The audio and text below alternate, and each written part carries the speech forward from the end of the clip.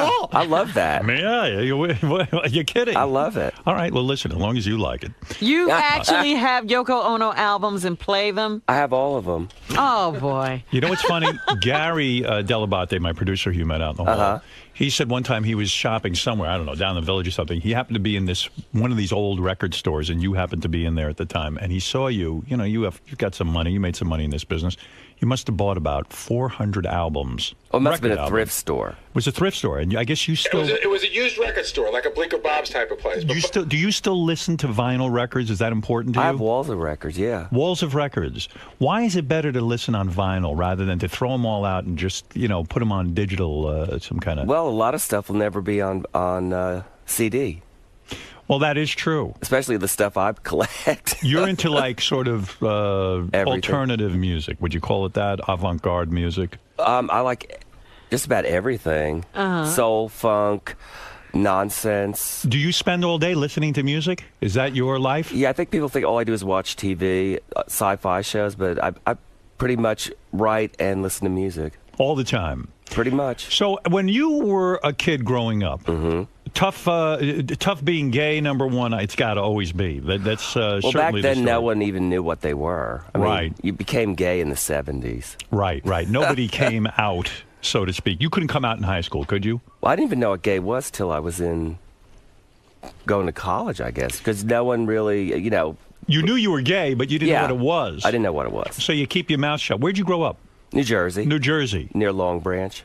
Yeah, now, you knew you were attracted to guys, or did you think this was a phase? What did you think? I don't know. It just came natural. Yeah. Like most gay people. I mean, for probably every gay person, except unless you live in the South and you probably hear about it, and then they, want to string you up. Yeah, string you up. Did you have parents who were supportive, who understood what you were going through? Could you go to them and say, hey, I'm attracted to guys? Well, no, I finally came out to my mother, but she was vacuum cleaning, and I came out, and she says, oh, I know, Freddie. It's never as big a deal. Doesn't it hurt? It's like so that was, it made it really easy. She just kept on vacuuming, and it's other like, okay, well, already know. I guess I'll go back out and smoke some pot. Right. No biggie. No, I'll do something to piss my mother off. If it's not gay, I'll smoke pot. No, she's always been supportive. Always supportive. What about your dad? Where's he passed away. He passed away when I was 18. Oh, no kidding. So he never knew? No. Or he probably did, but, it was never discussed. Did you have a conservative kind of background with your parents? I mean, you seem to me you did. Well, my father was very. He was still playing 78s while I'm playing the Beatles. But were they shocked by the fact that did you express that you wanted to go into music when you were a young boy? Were you someone? No. You never did? No. No one expected that of you, did they? Well, I wanted to learn to play the drums, and my father said, that's great, because he played like 7 instruments. He said, yeah, you can learn to play the drums once you learn to play the trumpet. And I like Miles Davis, but hello, I'm not gonna. I'm not a trumpet. Going to be a trumpeter. You bring up a good point because my parents got me into clarinet. And, I mean, it's the same kind of deal. You don't want to be into clarinet. No. If someone gave me a guitar, maybe I'd look cool. Maybe someone would be sexually interested in me. Yeah, I didn't even think about guitar. Right. So you say that high school, though, was torturous for you. You were bullied a lot. I was bullied in high school. Why, though? Did people detect that you were effeminate? Was that the reason? Well, someone made up a rumor that I was screwing around with a neighborhood kid that, and it wasn't true. And, right. I'm not really outgoing, so it was, when everyone, beats up on you, it is torture. Did you turn to a very sedentary kind of life where you sat in the house and like you didn't play with the other kids and stuff? Was it that kind of torture? No. I still had lots of friends. You did. I just had to, you had a fight? Well, one guy insulted my mother, and I punched him out and knocked him out cold. And really? So that stopped all the bullying, didn't it? No, I got cheered by the... Yeah, actually, it sort of stopped a lot of it because they cheered me on. Right, because you weren't afraid to fight. No, hell no. Isn't that the worst part of your life where you have to fight and you have to sit there and deal with people you don't even want to be in the room with? I mean, it's just the most... high school's horrible, isn't it? High school, it was horrible, right. But I just hung out with we were the ones that booed at pep rallies, so... Right, and did you... Oh, so you were sort of the guy who was against everything. Well, me and my friends, we could care less about, the team, so we just sit there and everyone's jumping up and cheering, and then they finally gave us the option you could leave early if you don't want to go to the pep rally.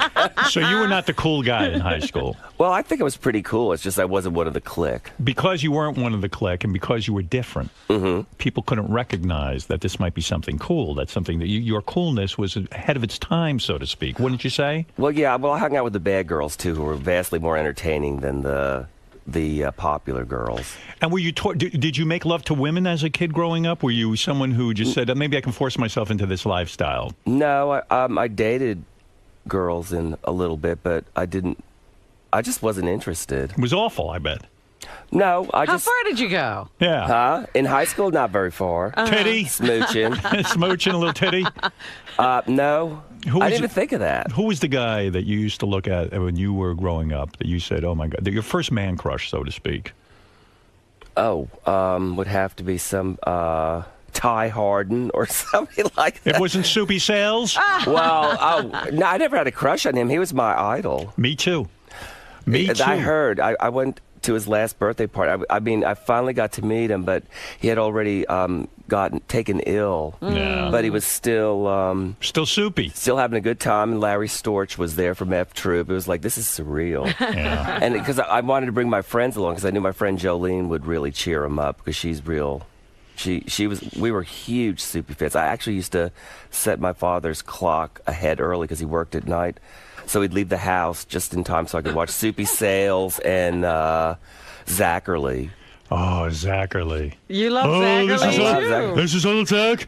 Zach here. Grandmama, get in there. Grandma. That was some show. Did you watch when he had the amoeba growing for like... Yes, I love Zachary. Weeks, and then all of a sudden it pops, and he just goes, you expect something big, he goes...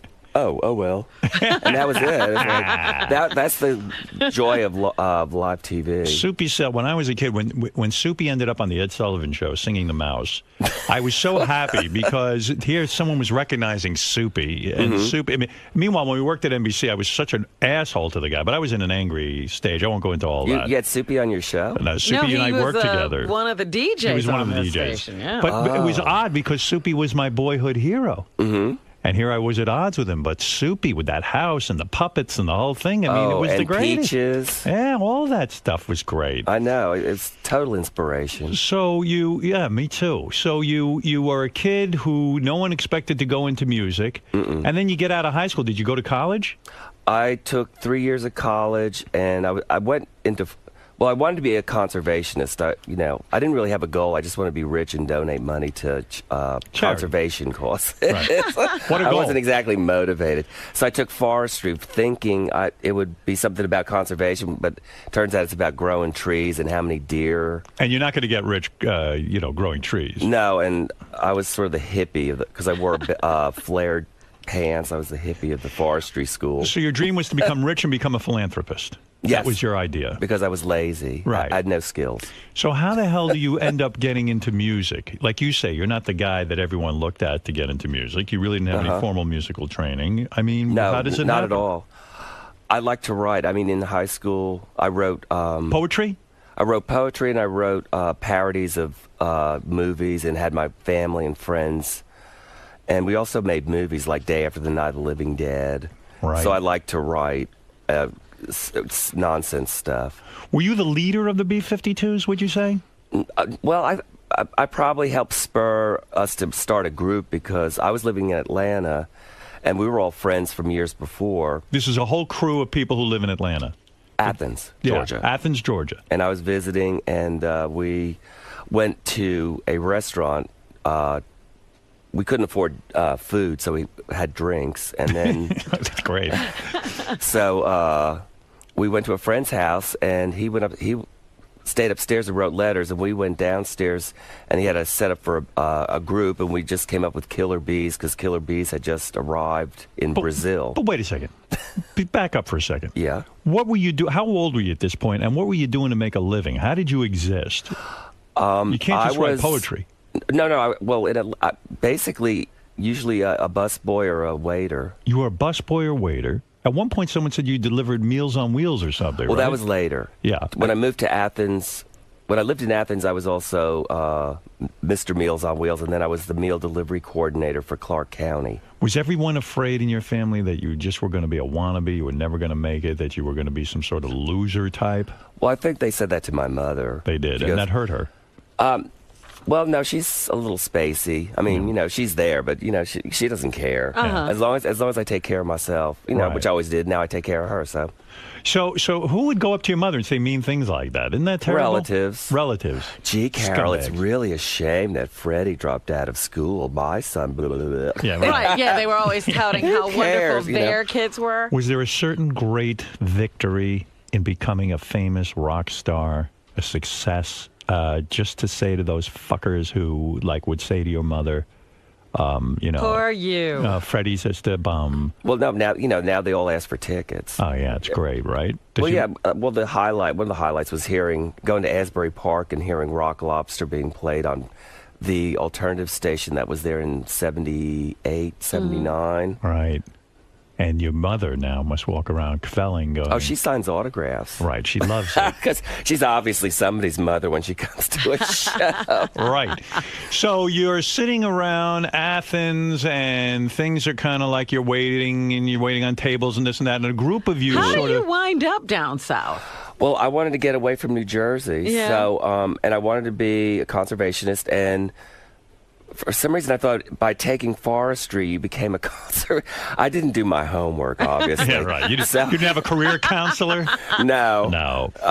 So I went down there, and the dorm was across the street from the chicken farms. And there was no air conditioning. It was like bad downwind. Bad downwind, and so I switched to journalism, and I took a creative writing course. So you start writing and stuff, and you meet these other people who sort of are creative, and they are into writing music and hanging out. And someone says, hey, let's start a band, and then you hear about the Killer Bees, so we say, we'll name ourselves B-52s or something. Well, no, Keith had we had just started jamming, and friends of mine were having a Valentine's Day party, and I said, oh, I'm in a band. And I said, do you want us to play for it? And they said, sure. So I went back to the others, and I said, do y'all want to do a show? And they said, sure. And then we realized we didn't have a name, so Keith came up with B-52s. Based on? The hairdo. Based on hairdos. Which look like nose cones of jets and stuff. In fact, the two very attractive women in the band, I was very entertained by them. I found them very delightful. Were they musical talents? I mean, aside from singing, were they writing the music too? Were they writing songs? Yeah, we all wrote lyrics. Kate was in a folk band in high school called the Sun Donuts, and Cindy used to like to sing to Petula Clark records. Downtown and things. Yeah. What, isn't it, don't you always have to be mentally ill to risk your entire life on becoming a rock star? I mean, it's almost ridiculous, right? Athens at the time was dead as a doornail, and I mean, the same people still live there, and I don't know what they do. Right. I mean, you could get by on $60 a week there and pay rent for an apartment. Right. So you didn't really have to work too hard. But when I was working for Meals on Wheels, I took it seriously. When you started out too, people thought you guys were so weird that I could imagine if you said, hey, we're going to go play a party, people probably were throwing things at you at first because your music was so out there. No, they asked us. No, there was a whole group of, Athens was very open-minded. I mean, there was a sort of subculture. Right. And had been, because it's a college town and people from all over the country go there. But it wasn't a musical mecca at all. So when you start to get famous, what was your first big hit? Was it Rock Lobster. Rock Lobster. The independent single. All of a sudden, big hit. You know what? It became like a really it was our first independent single, and it did do well for an independent single with no promotion. And how many record companies rejected you before you even ended up with? I mean, independent single. I mean, you probably got rejected by everyone, right? No. They started. We played people's parties in Athens because that was the only place to play. Right. And someone said to us, you're as good as some of those bands that play at Max's Kansas City. Right. So this was like 77. So we took a cassette up and played it, and they said, sure, bring them up. So they booked us on a Monday night in December with 2 other bands. And we were paralyzed with fear because we'd never played a public show. Right. So I think there were only like 17 people there anyway. This is at Max's Kansas City, which is a pretty good booking when you think about it for a first booking. Yeah, except it was Monday night in December. Okay, There were 17 people there. Right. And each band got $51 or something. But it was a gig. Yeah, no, we were excited. We felt we had made it. We going to go back, and I was going to, wash dishes, and they were all going to. Right. Cindy worked at the Whirly Q. You figured this might be the extent of the whole thing. That was it. Yeah. That's it. This might not go any further. We didn't think to ask. You want us to come back, and. So who was the genius who picked up on Rock Lobster and started playing it and really made things happen for you? Well, we sent it out to different record stations. We started playing Max's, then we started playing CBGB's, right, and built up a following to the point where we were the only band they would let, because we'd have to drive up in Cindy and Ricky's parents' station wagon with all our equipment and our opening act and manager. And then sort of all of a sudden things start going and going and going. It snowballed, and then suddenly you're making millions of dollars, right? No, we didn't really we were going broke. I mean, I don't know, with management and people managing your money. Did you get ripped off at one point, like $300,000? I mean, you personally, wasn't there some sort of weird thing that happened to you? Yes. Luckily, the bank had to pay everything back. I just had stock. I was put on, what do you call it, margin or something, and not knowing it. But I basically got most everything back because he was in cahoots with some bank or something. Oh. Yeah, you got to be careful with all that kind of stuff. Yeah, but that was later on. Right, but you started to make money touring, right? I mean, in the record sales and all that kind of stuff. We only really started making money after we had Cosmic Thing. Right. And so, did you live the life of a rock star? Were you into tremendous debauchery? I mean, did you get did you get high a lot? Did you have lots of sex? Well, let's just say I smoked a lot of pot. Just pot? That's it. No heroin, no cocaine, no roofies. No, not really. I mean, I tried, coke and heroin and all that stuff. Didn't appeal to you? No. I like pot, but then it got too strong to the point where you wouldn't want to answer the door or answer the phone. What about the sex? 4 or 5 guys at a time? No. Multiple fistings, blowjobs, all kinds of stuff? No. Nothing. You're not that wild? No, I'm not at all. You're very conservative, aren't you? You're rather demure. Are you in a relationship? Yeah, I have a partner for a while. How long? Long time. Long-time partner? Yeah. So you didn't get to screw around with any Hollywood stars? And well, our fans don't want to have sex with us. They want to be friends with us. Yeah. Sorry. I don't think I ooze like Mr. Sexual Excitement. Don't say that to me. I'm sensing something between us. Are you insane? That's true. That's right. That's why I have to keep my glasses on, my sunglasses on, because I keep staring. Same guy ever for all this time? Nothing exciting? No orgies? Nothing? I pictured you were out there having a party. Well, you were jumping around on stage. I figured something was going on. Well, I think people think, I still will get up and dance on a table, but I think people think I just party every night. This is a man who would grab a xylophone on stage and start banging away on it. Yeah. That's got to mean something. That's right. I know, sorry. This Rock and Roll Hall of Fame thing. I mean, when you think about it, who really cares, Rock and Roll Hall of Fame? It doesn't really matter. We're not in it, so but you're not in it. I don't care. But you would like to be in it. Yeah, if it happens, it happens. But we're in the Georgia Music Hall of Fame, and that's been around a lot longer. And why are you not in the Rock and Roll Hall of Fame? You certainly have the hit records. You have a big following. You guys. We've influenced a lot more people than half those groups. Absolutely. So what's the rub? We don't attract the rich lawyers who buy the tables. Well, that's true. I think that's a lot of it. No, seriously. Maybe it is. John Lennon himself said he was inspired to start recording music again after he heard Rock Lobster. Yes.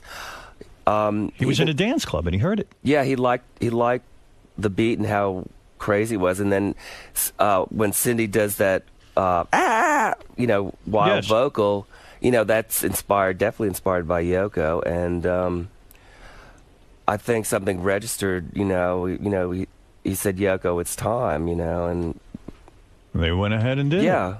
What happened between you and Sirius? Now, you used to host a radio show here, right?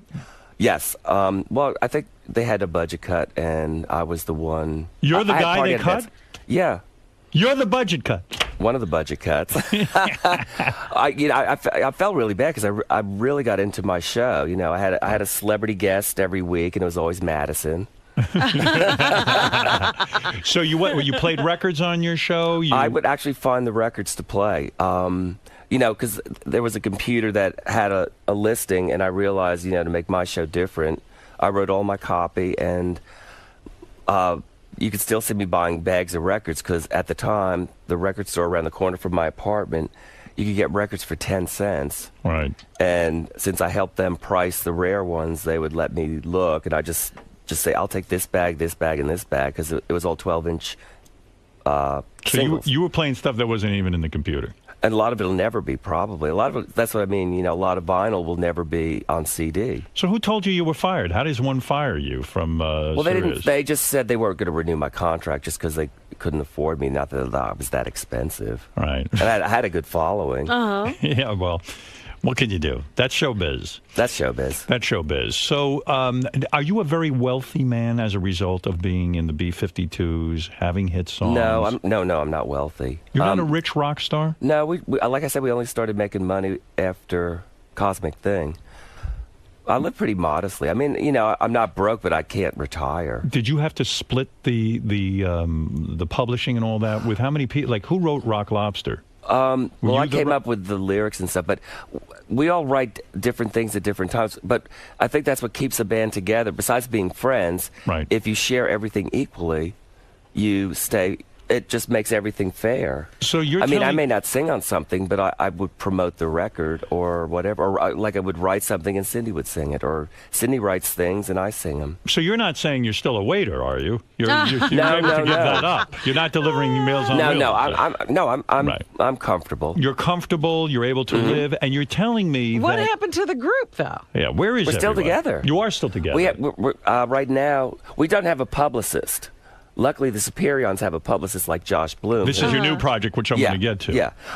No, the Bees don't have like constant, you know, $6,000 a month. Forget it. Right. But we do like 50, 60 shows a year or more around the country, and we have a live album we're mixing right now. Oh, good. Okay. So your last album wasn't a big seller, so that does it. So they have to sort of. Well, people downloaded it for free. It did well. The whole record business is in the toilet because how does a guy, like, if you had to go into the business now, you'd be ruined. I mean, I don't know how people do it now. You have to just do it on Pro Tools. Right. And somehow get it out there. You got to start playing. I don't know how people do it. Because even if you have a hit record, most of the stuff is exchanged for free now. And it's people hard just to sell. download it for free. I mean, we had a lot of our stuff put, you know, somebody stole a CD and put it on LimeWire. People started downloading it. So, you know, you just got to... So it's difficult to actually rack up sales at this point. Yeah, we're very lucky because we still have a good fan base and we tour a lot. So the band split everything equally? Yes.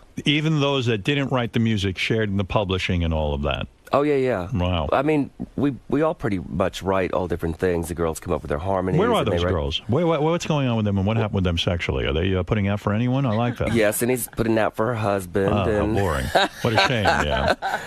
And is mom to 2 kids, and Kate has her partner up in Woodstock. Oh, yeah? Were they pretty wild sexually for a while during the B-52s? They were both very popular. Yeah, I bet. And you never were persuaded to bang them once in a while, just on the road, and just see what it's like to be with a girl? No, we're like, you know, brothers and sisters. We're all just you pals. should have banged them. Well, you know, in hindsight. You and your partner could have brought them into the bedroom at least and let them do a few things. You should have thought about it. Well. All right, so now the B-52s are sort of, you know, they're there, but now why'd you start this new band? It just happened. These friends my friends Noah and Dan in Orlando, I turned them on to lounge music and tiki music. Tiki music? Well, what the hell is that? You should be a judge on American Idol. Lounge music and tiki music. Well, you know, the stuff they play at, like, fake Hawaiian restaurants. Right. Like Trader Vic's. Do you collect that kind of music? You like that? Like Martin Denny and all that. You like really that, like listening to that, too? Yeah. Wow. Let me hear this. The band now is called the Superions. Yes. And the Superion, did you name the band? Are you the leader of the band? Well, I named us the Del Morons. They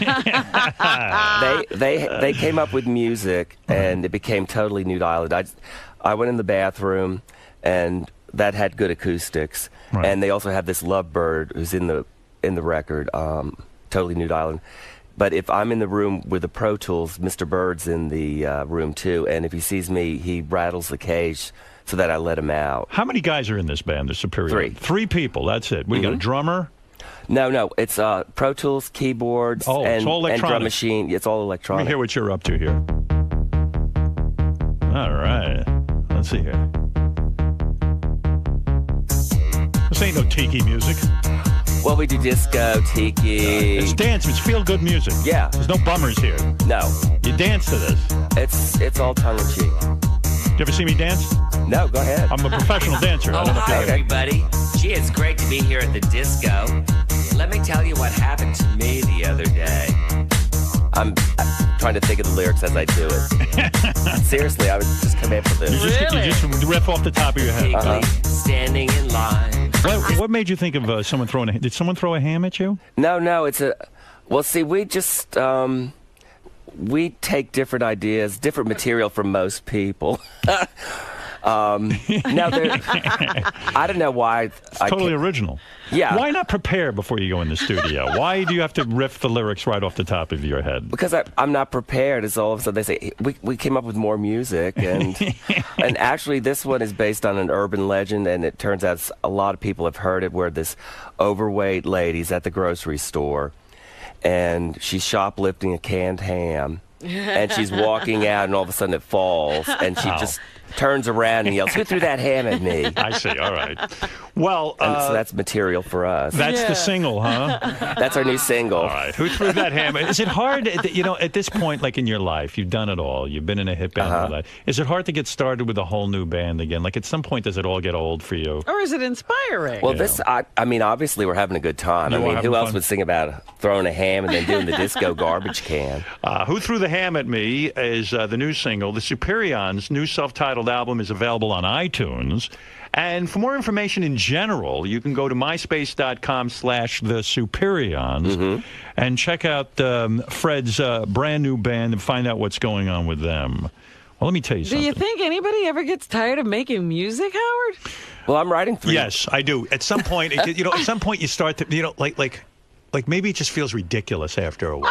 I mean, what we're doing is pretty ridiculous, but we're having a great time doing it. As long as you're having fun, that's what I mean. Yeah, we're writing 3 albums right now. Wow. 3 albums? Halloween, Christmas, and a regular one. Well, regular. I myself am a avant-garde musician. Oh, good. I've actually made avant-garde music. Have you heard his Have you ever heard music? any of my stuff? I heard a friend of mine has your first comedy album. Forget that album. I'm talking about my music. No, I Fred, haven't. play some of my avant-garde. You think you're out there? You're normal Maybe compared to me. This will inspire you into a new direction. I'm going to show you some stuff that's going to hit you right over the head. Forget hams flying around. Listen to this. Fred, play some of my avant-garde. I'm still looking for it. This is so dear. avant-garde. Where'd you bury it? I think they took it out of the computer. Same thing with half the records you played.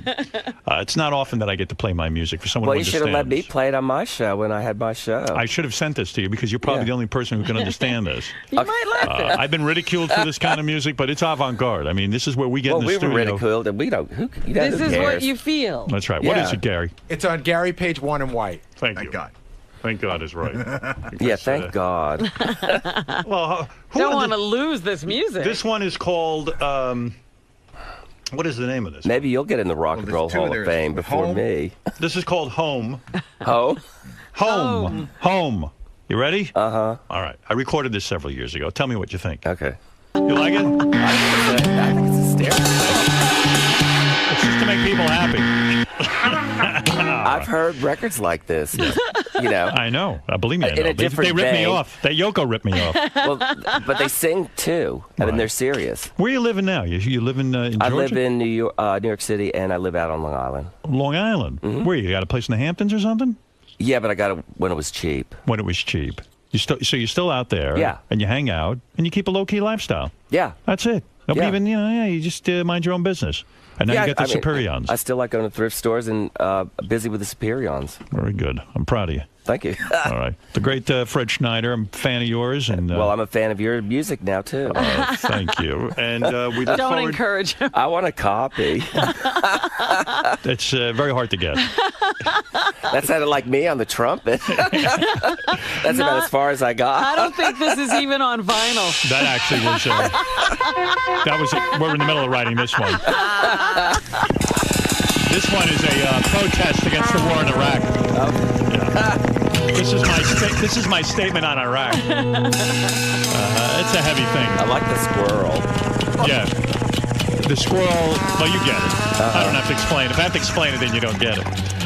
Listen, who threw the ham at me? The Superions are out there. They're doing their thing. And our vinyl comes out this week. Vinyl? Yes. How many people can play vinyl, though? Lots of kids are buying vinyl now. They are. The vinyl and the hard copy CDs out this week. You still have your record player? You still have the... Oh, yeah. You do? All my friends do. No kidding. Yeah. Oh, then you can't be friends, huh? No, we can't be friends. I threw all that shit right out the window. We're going to find the complete oeuvre of Mrs. Miller.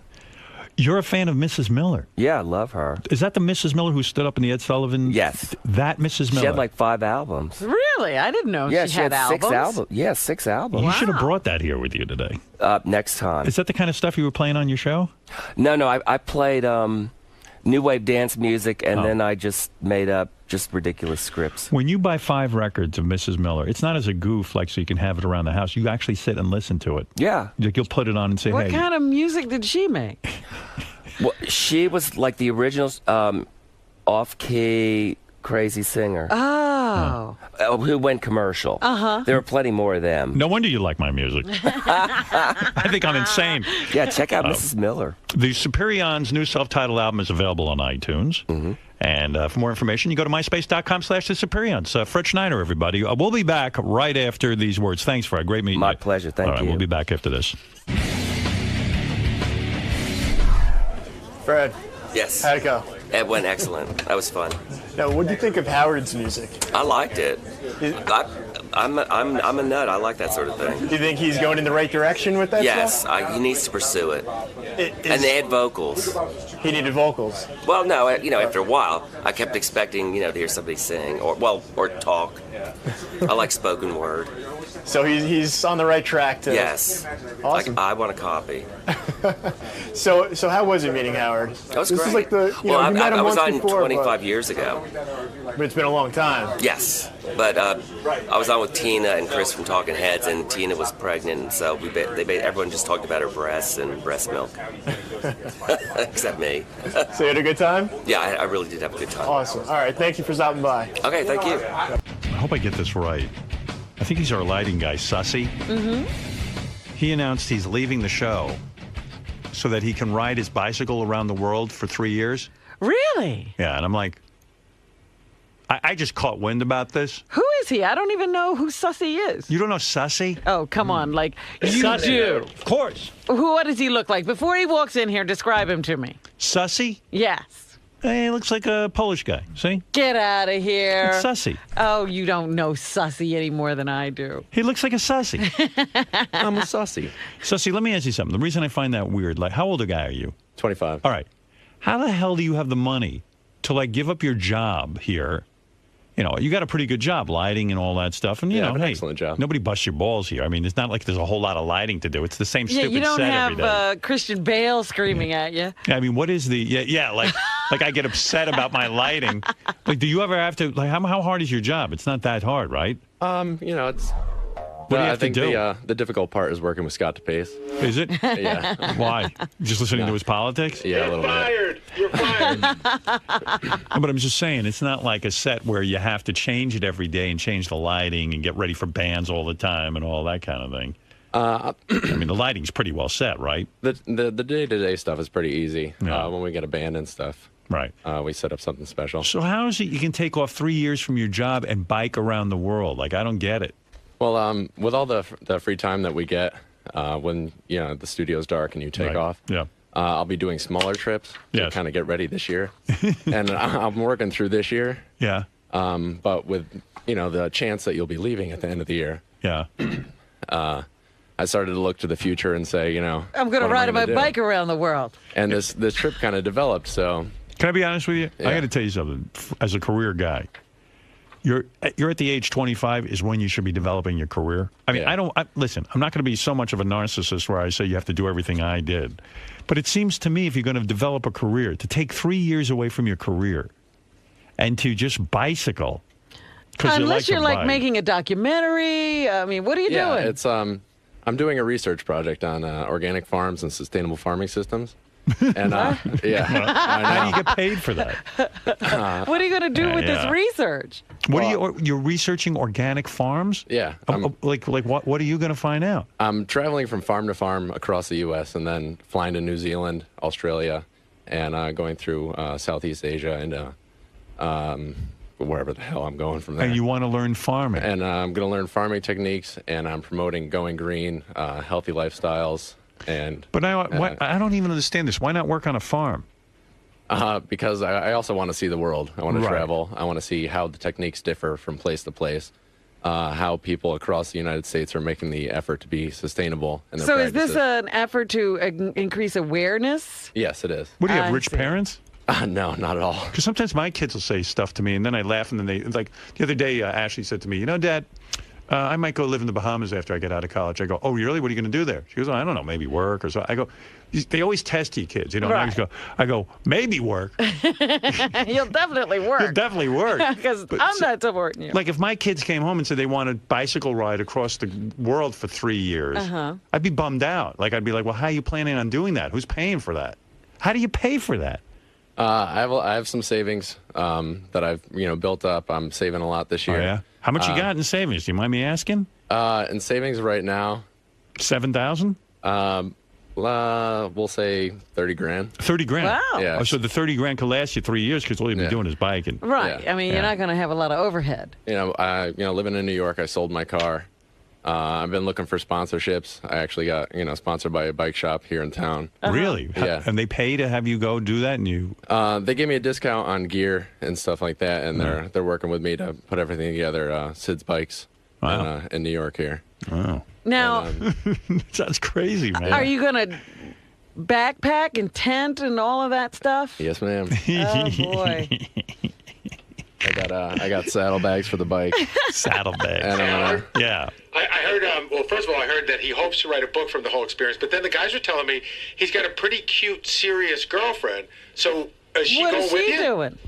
She's finishing up her grad degree in education right now. And is she going to go with you? She is. Oh, okay. I'm biking across the country when she finishes up her degree. Yeah. And she's going to meet me in San Francisco, and she's going to fly out with me. She's got a bike and everything too. I see. And but you're leaving her behind for a couple of months. Yeah, it's gonna be tough. I don't know. What do your parents think of this? They think I'm crazy. They support it, but they think I'm a little nuts. Yeah, I'd sit you down and just go, hey, this is a bunch of hippie bullshit. Well, see, I know people who've done this. I mean, I know of them because they write books. And I don't know of the people who do it and nothing happens. I only know the people who make a book out of it and get on national television. Yeah. So, why would you be an expert in organic farming? You don't know anything about farming. But you just figure at the end of 3 years you'll know something? From riding a bike past them. Yeah. If you were my son, I'd taser you. Honestly. I would just taser you, and then you wouldn't go. You'd have to stay home. You'd lock him up. Yeah, I would. I'd lock him up. I'd have him institutionalized. Listen to me. You're crazy. Yeah. What is this? Well, I mean, you don't even know anything about farming. My interest was in the tools, techniques, and technologies used. I've worked in the trades since I was a little kid. Right. The trades of what? I've been a plumber, a carpenter, painter. Oh, I see. So you have some background. I can weld. I do carpentry. And now I work with electricity every day, So you're looking to see what tools are used. Yeah, what tools are used. And, that sounds like bullshit. You know what I mean? Yeah, it's an easier way. You could just call. Yeah. Out of all the guys who need to bike around the world, I think Jason Kaplan or...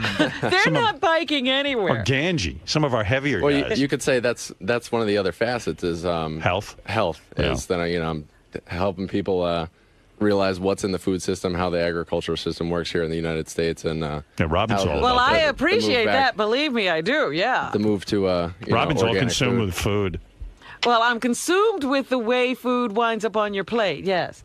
She should bike with you. Well, you heard that squeal that came out of me. I think it's a great idea. Well, but notice you're not doing it. I've never had the guts to do anything. You don't like have the guts to do it because you know what? You like to live and make some money. I don't know. Am I crazy? I don't know that it's I could put a necessarily... sidecar in. You could You're come 25. with me. It seems like this new generation of kids, they don't get the importance of working. Like, they kind of just don't do anything. But he's not the first person who's ever done this. I don't know.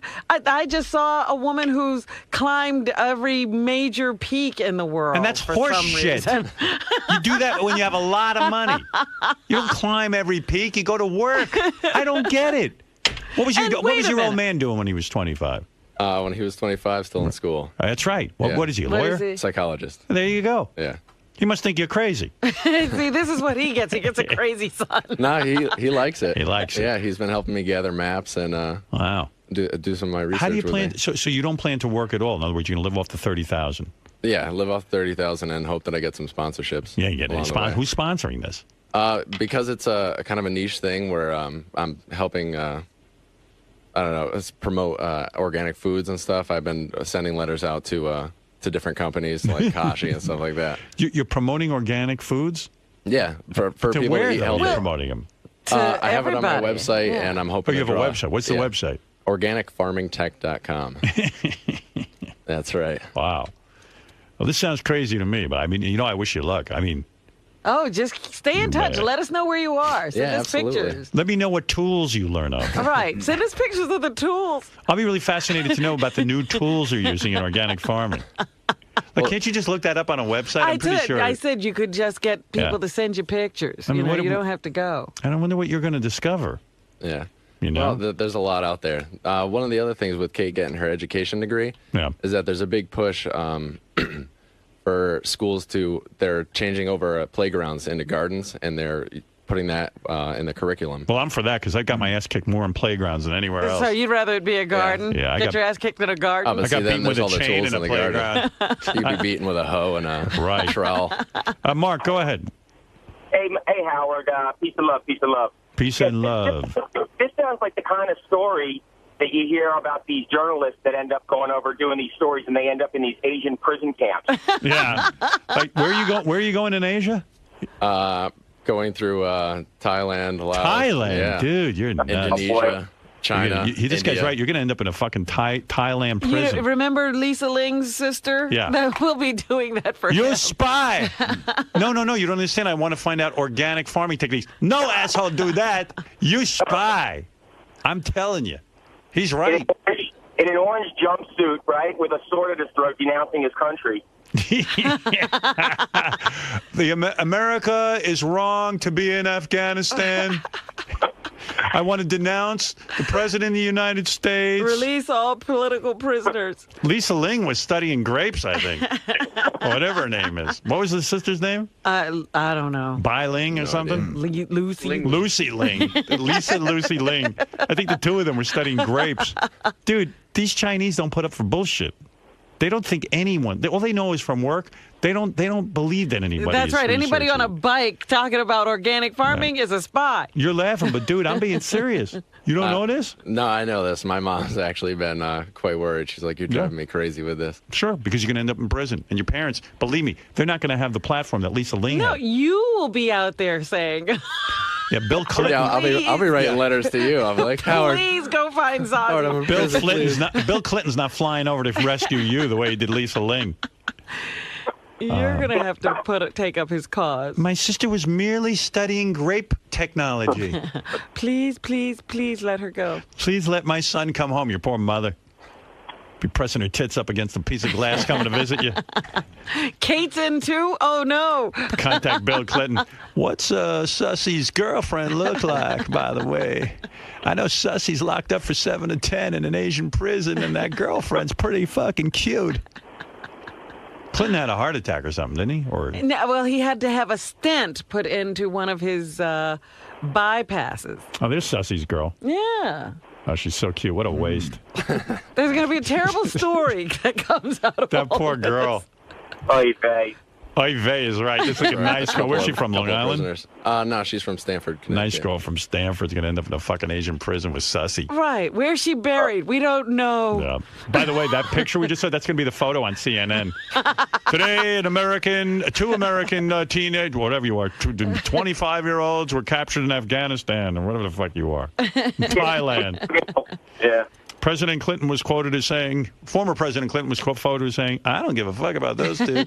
Lisa Ling's sister got me some publicity, but I don't care. I don't give a shit. Let them rot. Yeah, I'm going through Kazakhstan and a lot of the stands and Uzbekistan and anything that ends in stan, stay away from. Afghanistan, Kazakhstan. That means trouble. Pakistan. Any stand, stay away. Danger. Yeah, that guy who they just convicted of trying to blow up the subways here, he was trained in a stand. All these 25-year-olds have these dreams that are just ridiculous. Well, I think it's wonderful to want to think of the world. I think it's wonderful, but guess what? It's also wonderful to think of your parents and how they're going to keep paying for you the rest of your life because you spent your 20s biking and studying organic technology. But, he will become an authority. Yeah. On something nobody cares about. On something everyone's an authority on already, evidently. Farmers actually know about this stuff. No, they don't. But it's stuff we should care about. Yeah, well. Yeah, you're a health guy. You know what's going on in your food, too. You're very conscious of what, I'd get a job. I would get a job in the health field. I wouldn't. Well, that doesn't pay. He might as well go on a bike ride. That's treating the symptom instead of bike riding is very selfish. I mean, it's just not planning for your future. I understand you got a dream, but. Well, when should he do it? After he's had a family? And why 3 years? Or like take 6 months maybe and go on a nice bike ride. They used to have these trips, Moped tours. You'd go on, you'd go on a tour. By bike of like Scandinavia for 3 weeks. Look, I was envious of every kid who went to Europe for a month after they graduated. I didn't get to do that. When you were, like when you're on vacation from your job for 3 weeks, you take a moped tour, and you go on, and you go through Scandinavia for 3 weeks on your bike. You don't give but up. Then it's paying for airfare back and forth. This is the way I can do it really cheap. It's ridiculous. I think it's absurd, Sussy. Well, I think it's an interesting endeavor. Yeah, well. And why don't you take off 3 years? Could be enriching to his life in ways we can't imagine. Oh, I'm sure it will be enriching. Kid will be ripped. It's funny. I was just talking to Scott DePace. Scott was saying that Sussy is one of the best workers that he has. Shows up, is always on time and all that. But he said to me that if he didn't know him, and after this bike ride, if he came looking for a job, he's like, I don't think I'd hire him. I mean, you did what for 3 years? It sounds lazy. Yeah, exactly. Rory, you're on the air. Go ahead in Toronto. Hey, how are you doing? Hey. Just want to, I know I can beat this guy for sure. I'm 32. I'm leaving my wife. I'm going to climb all the major trees in the world. The major trees. And I got to solve world hunger while I'm along the way. So beat that, but Sussy. Right. Now, here's a guy's leaving his wife and kids. Yep. And he's going to climb trees. He's going to climb trees to solve all the major trees. And he's going to solve world hunger at the same time. I'll do what I can.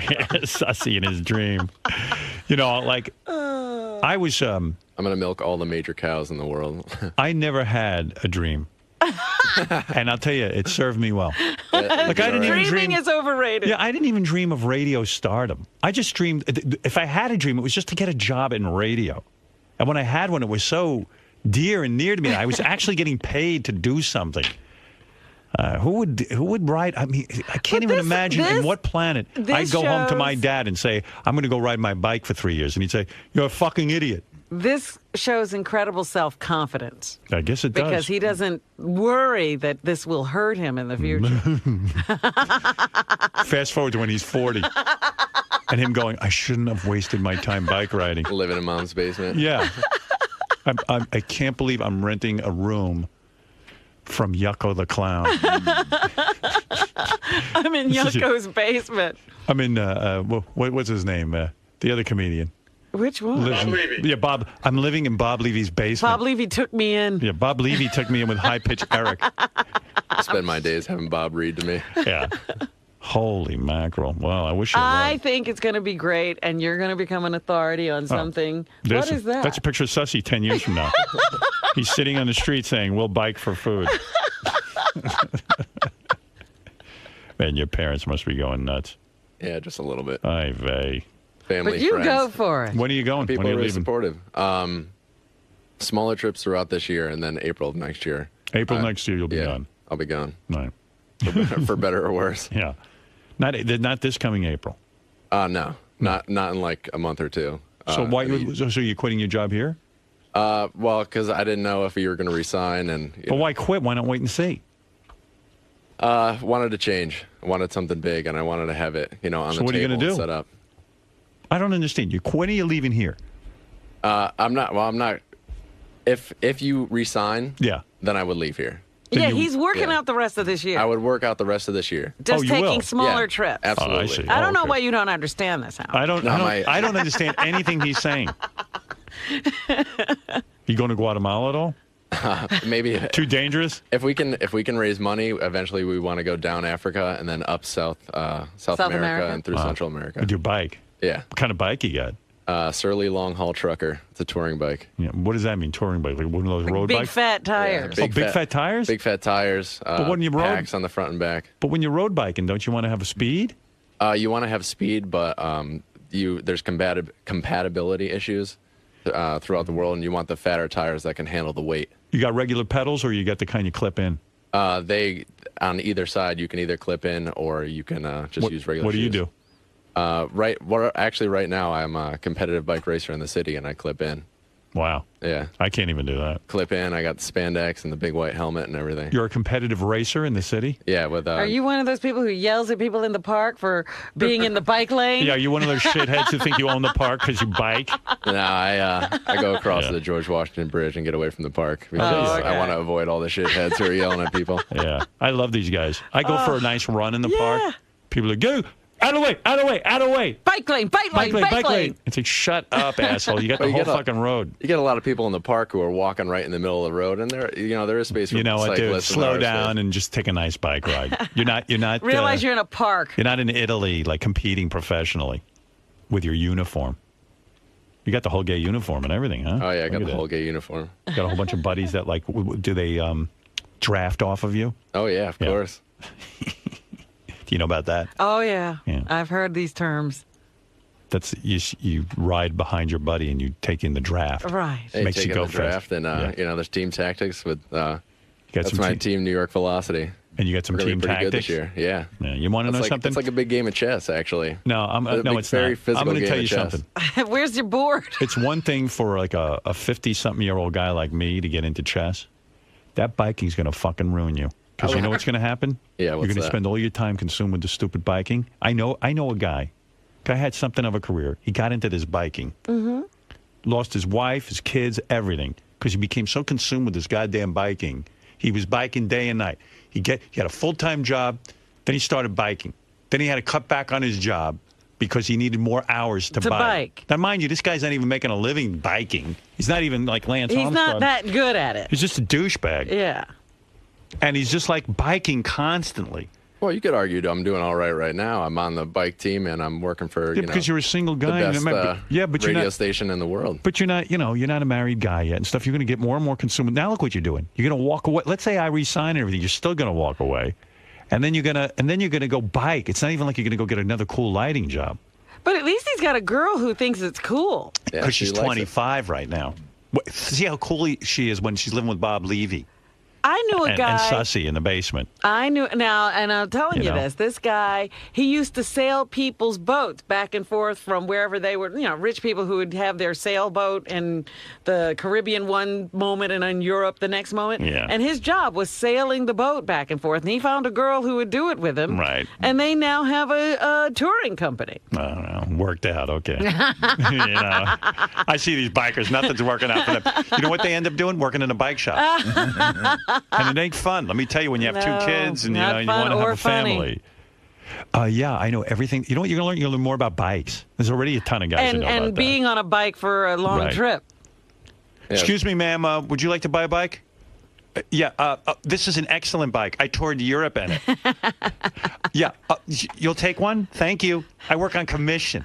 Last month I made $70 whole. Where are you going? Oh, yeah, this is the bike that can handle that because I've been there. If you'd like to know proper bike tire inflation, I can tell you.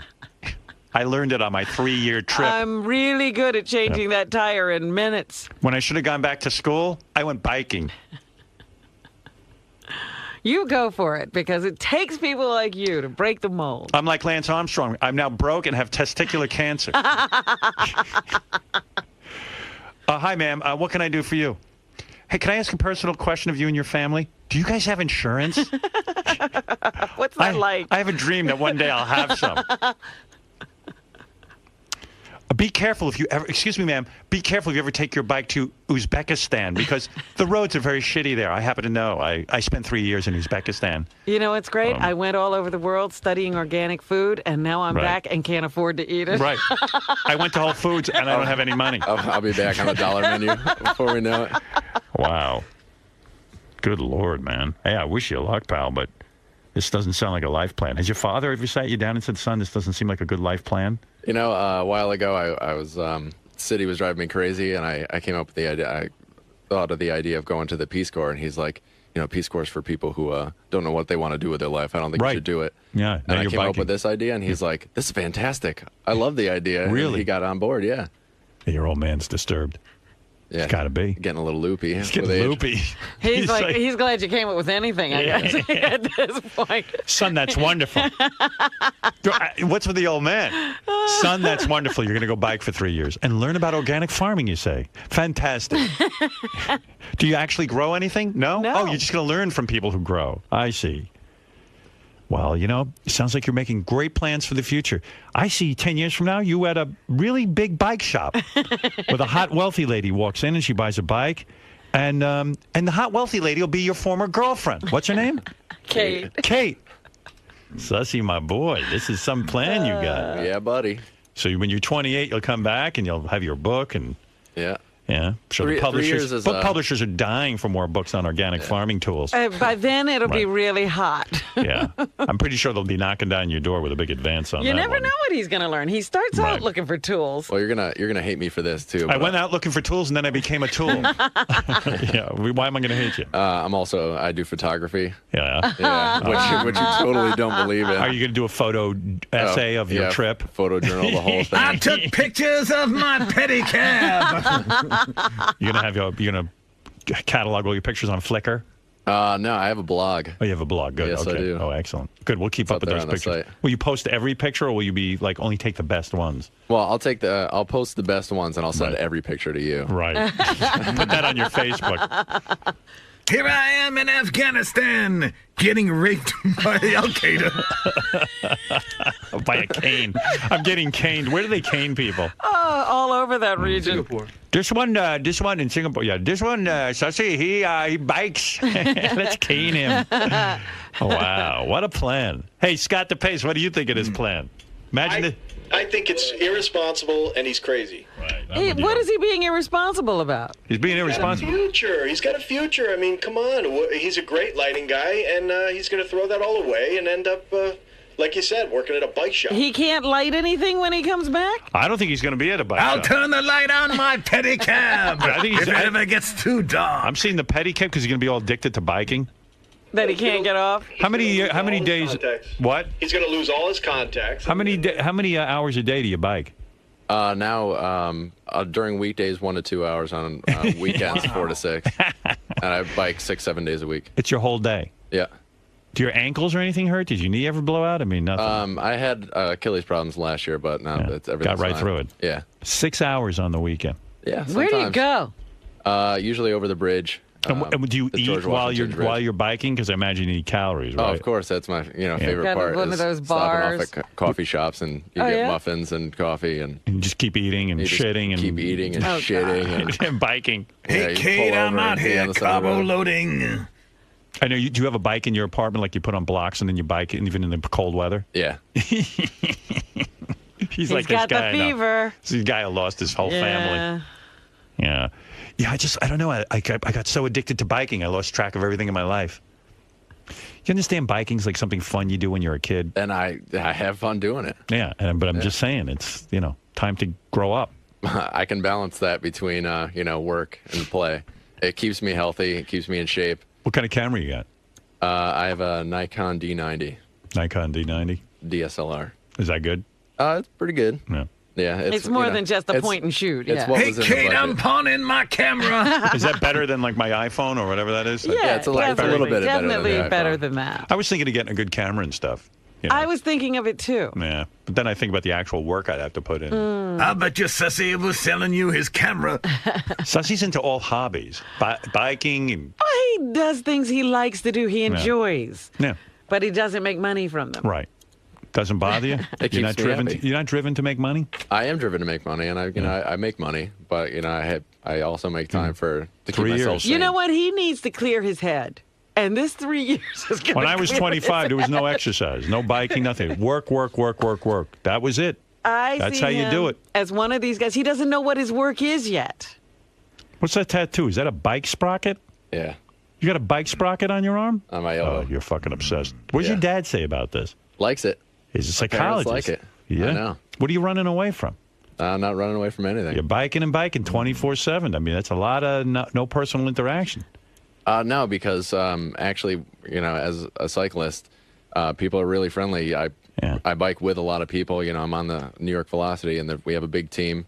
And so they're with you for these 4 to 6 hours on the weekend. There's 4 to 6 hours I don't do by myself. We go out. A lot of conversation during the bike ride? 10, 20 people. Yeah, a lot of conversation. I thought, how about when you're drafting? I mean, how do you have conversation? We're drafting behind people, but we're stacked. Like I see those fucking bikers in the park, and their conversations are way too loud because they can't hear each other. Right. So what happened last night? It was really good. Shut the fuck up. Hey, there's Howard Stern. Asshole, I'm right here. I'm trying to enjoy the serenity. Wow. I don't know, Sussy. This is wild, bro. I'm pretty stoked. No, I guess he's going to find out who he is. If I took a 3-year vacation in the middle of my career, I guess I'd be stoked, too. I got a lot of life to lead. Okay. That's a good philosophy. Life is long, Howard. I think I'll be all right. Look at you. You're tired of this already. Life is long. Let's just fuck off. He won't be tired when he gets to Well, I got news for you, Sussy. I might be joining you out on the bike road because by the time I'm done, right here in a year, I'm saving some money. I'll go biking for 3 years. I could do that because I had a career. You're more than but you're welcome to join. I might do it. Could you really physically do it? Sure. Why not? What, to bike ride?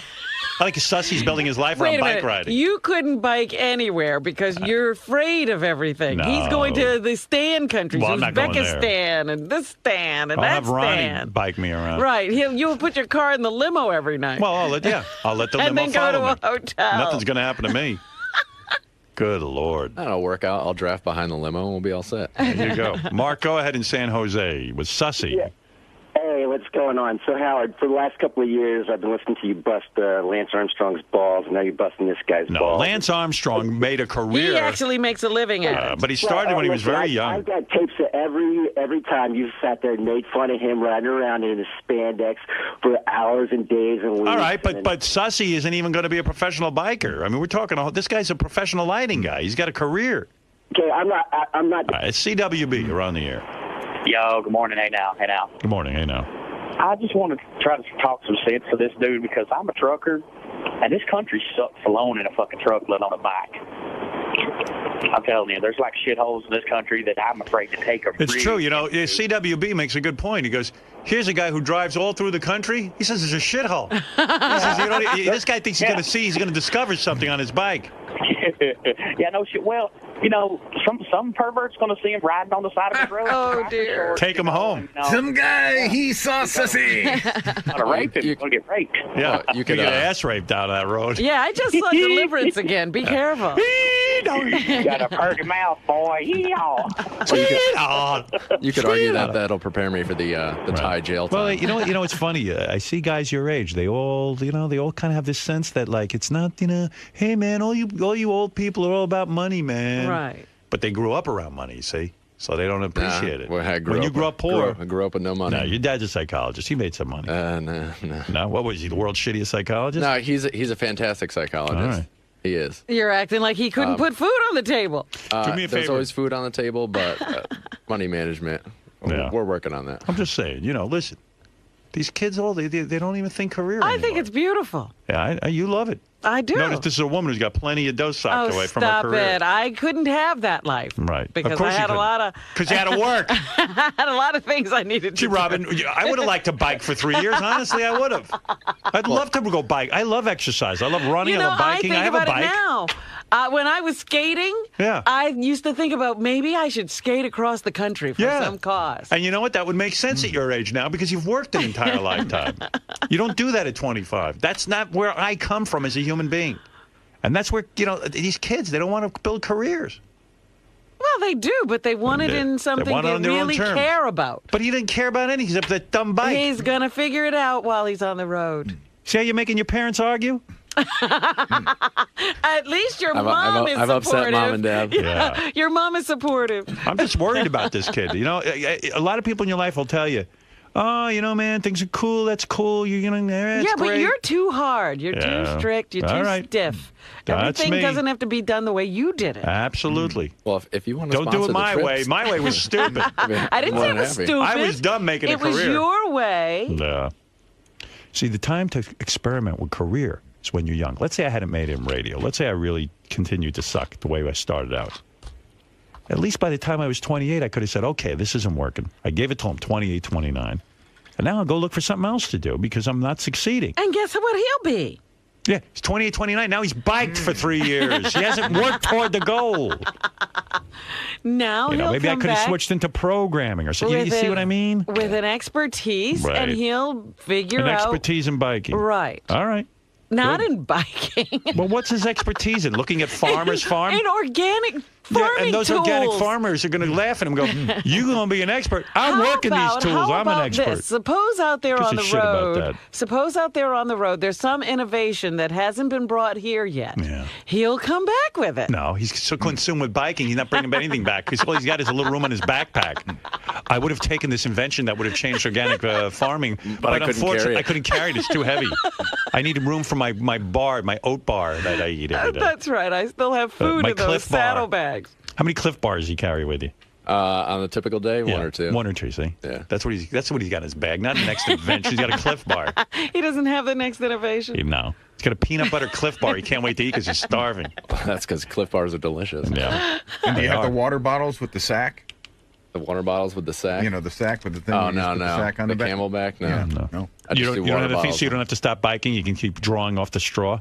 No, I carry water bottles on the bike. I see. Well, what are we going to do about water in some of these places? Have you thought of this? Yeah, I have a water purifier. Okay. Yeah, he's going to drink his own pee. Well, see, he's thought of everything.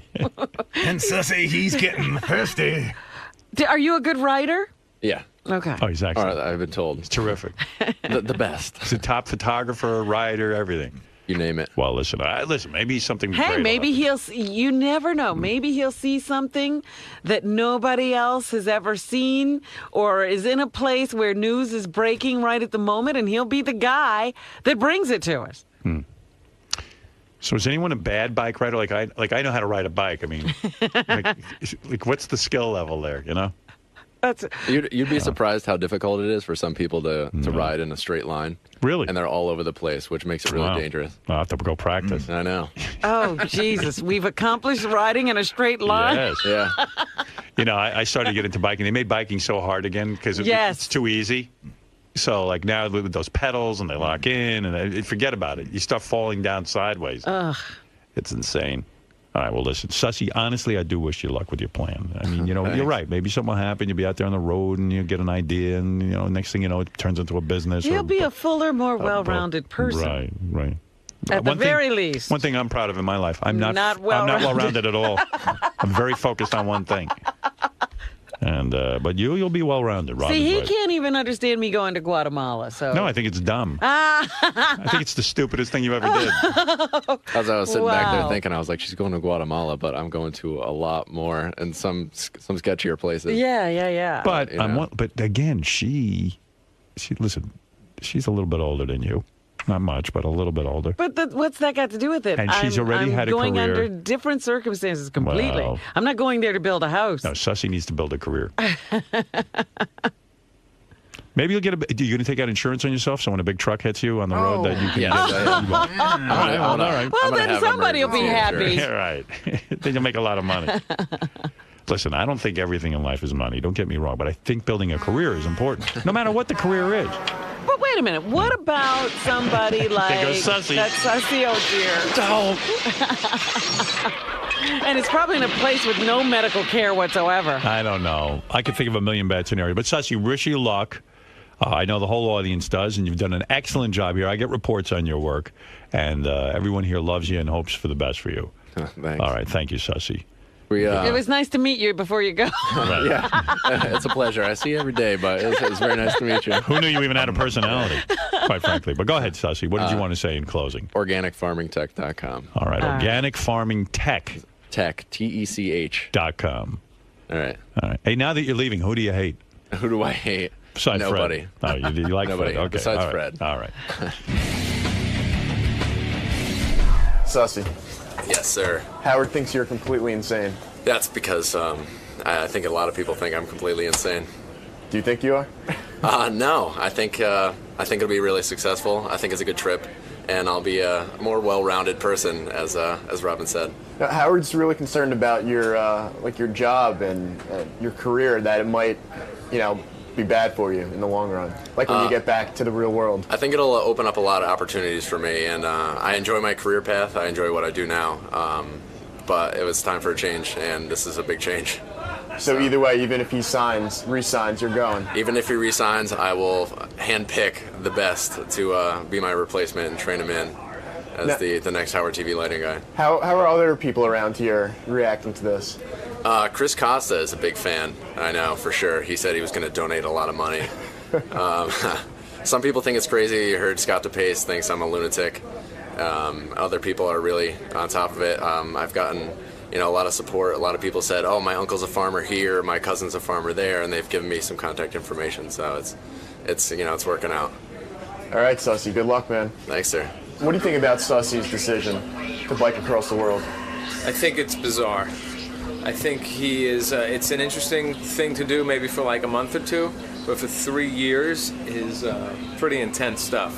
My concern, if I was in Sussy's shoes, would be what happens if I fall? What happens if I get bit by a snake? What happens if I encounter like some crazy Norwegians and they have a gun and want my bike? I got it all worked out. What happens if... I'm all set. Obviously, if you get a flat, you'll have 20 repairs. What if your bike breaks? Basic, you have a repair kit. What if your frame cracks? You're fucked, right? No, because for the touring bikes, you get a steel frame, and steel you can repair anywhere in the world. I know how to weld. So all you have to find is a mechanic or someone who What if the gear shaft? What if the gear shaft breaks? Gear shaft breaks? Yeah, I can fix it. Really? Yeah. See, he's got it covered. What if you get attacked by the movie Deliverance? What if two guys come out of the woods and say, "Hey, boy, you got a pretty face," and what if they want your bike? What are you gonna do? You got it covered. You got a gun. The best I can. Run. See if I can outbike him. I think it's unique. I think it's great. He's got an agenda and goals, but I'd rather just drive in a car. I think it's irresponsible and not wise. I truly do, and I told him that. Yeah. In my opinion, he's built a career. Why throw it away? And that seems to me that's what he's doing. Yeah. See, I don't see it as throwing it to away. To himself, and his lineage. Just listening to a couple of things that we might get to today. Tracy, the Tracy Show, going at it with Scott the engineer. Really? What was that all about? What were they man. Into it for? It's a little. I don't know. Tracy's on fire and. I heard her promo, and she said she had a list of everybody who she has a problem with. Yeah, well, she has a problem with Scott, I guess. Oh, boy. I'm happy with Scott. Compared to Tracy. Yeah. Yeah. Well, anyway. That should be interesting. Yeah, absolutely. Scott was actually very civil. Handled himself well because Tracy was really going at him, and Scott was just kind of laughing it off a little bit. Good for him. Yeah, I was actually inspired that he was able under fire to just sort of calmly sit there and go. I don't think we've ever seen that side of him before. No. I guess he was being a gentleman. You know what I mean? He was arguing with a woman. So. Right, and he restrained himself. Yeah. So that was a smart move. Wish I could do that. I know, because, no, maybe you don't. I was trying to think of a time. Mike, go ahead. You're on the air. Hey, now. Hey, I'm so fucking bamboozled over all that bullshit, too. It blows my mind. But I wanted to ask, what's going on with Ronnie and JD? I think Ronnie's a little jealous of JD that he's talented. He has a show now. Yeah, JD's on the show with Tracy last night. Yeah, how's that working out? Are they a good team? Yeah, they're a great team. Yeah, they work well together. And Tracy was on there yelling about Scott. Scott called in. He was upset. But he managed to keep calm, and as Tracy was just blasting him all over the place. Wow. You want to hear some of that? Yes, I would love to. All right. And then I will ask Scott how the hell he remained so calm. All right, here's Tracy trashing Scott last night on the Tracy Show. I don't know what Tracy calls her show. Happy Hour. Happy Hour, Right. yes. A play on the fact that Tracy's very rarely sounding happy. She's more pissed off than anybody. Find someone you haven't damaged. Oh, God, there's so many. I mean, we could definitely go on to Scott the Engineer. I mean, let's. Why don't we? I'm not gonna lie about that one. For the life of me, Scott the Engineer, he's a really nice guy. Outside of the office, I like his wife. She's really nice outside the office. But I have never seen anyone in my life with such a low tolerance for work, with such a pawn it off attitude, and with such a sense of laziness. Like, literally, if Scott requests a CD for me and I have to order it from Howard's office, it'll come in. 5 months later, they'll come to me and say, hey, we haven't seen this CD. I will go back because I keep every email back and forth no matter what it is. And I will find the email of Scott requesting this CD. And I will go into Scott's studio and I will say, Scott, do you have this CD? You requested this CD for me. And Scott will say, no, I don't have it. Or 10 minutes will go by. He'd be like, I looked, I don't have it. And I will wait for Scott to fucking leave and go home. And then I will go into Scott's studio and I'll find the CD each and every time. He doesn't even think about fucking looking because he's too busy working on his son's goddamn CD or playing on the phone when the show ends. Because we all know he's not playing with the mics or equalizing anything because that would be just way too much of a fucking stretch. And the way that he talks to Tim, even though I just called Tim out for shitting, is, I mean, the fact that he broke his phone from slamming it down so hard, to me, if I was his boss and he ever fucking talked to me that way, he would be out of here so fucking fast, he wouldn't even have time to put his coat on. I'm sorry. I don't understand it. I don't get it. There's just so many people here that work so hard to let that shit fly on a daily basis. I don't understand. Wow. But again, let's finish that up. I like Scott and I like his wife, but I don't respect his work ethic. I'm sorry, I don't. Do some fucking work. Like, we're working on this project where we're digitizing everything. Everyone else does it for themselves. Scott's the only one who just makes his intern do it for him. That's it. I don't have to do it. We're just going to give it to my intern. But John Hine, who hosts a show and puts together specials all over this channel, he's got to stop everything he's doing to work on this project. Look at fucking John Hunterlock, which is another story, but I'm not going to go. He, too, spends his weekends here putting this stuff into the system, but not Scott. Scott can't be bothered. Scott can't deal with it because I know when the show ends, until he leaves, he's so busy doing nothing that he can't be bothered with actually helping out on this project. Do we want to take a call? On that note, I think I'm pretty much done with that. I don't really... Yeah. Good Lord. What else am I going to say? I have no idea what you could say. Yeah, I think I covered that. Oh, do we want to talk about the fact that Scott uses my corporate card without my permission and then thinks it's okay and says, well, it's a corporate card. It's not your problem. No, fuckhead. It's not a corporate card. Yes, it's given to me by the company, but it's attached to my Social Security. It's attached to my credit report, my name, my address. It's the same thing as you using my MasterCard. Don't fucking use my credit card without my permission. What the fuck are you thinking? And then not even tell me until like a week later. That is way inappropriate, and quite frankly, it's a federal offense. So keep it the fuck up. We're going to nip that shit. Next call, please. I need to move on. That kid's a natural. Sure? Yeah. Okay? Tracy's a I'm natural. okay. I'm okay. Drinking water? Yeah. I'm pissed, but I'm okay. Next call, please. Okay. Eddie the produce guy. JD. You are on the air. Okay. I've Good got luck. it all out. I've got it all out. JD, just along for the ride on that Tracy happy hour. Oh, my goodness. Yeah. She went off. She was the funniest line is he is going to, by the time this show ends, he won't have gotten anything done because he's been so busy doing nothing. I guess, and Scott was livid, and he was not going to call in. Really, he tried to keep his hands off the phone. Yeah, but he had to call in. He was like, "You got to be kidding me!" He had to defend himself. Yeah, and we'll go right to the calls. Scott in New Jersey, you are on the air. Good evening, everybody. How are you doing? Oh, just fine, Scott. How are you? Good. What's new? I love the way you talk about people.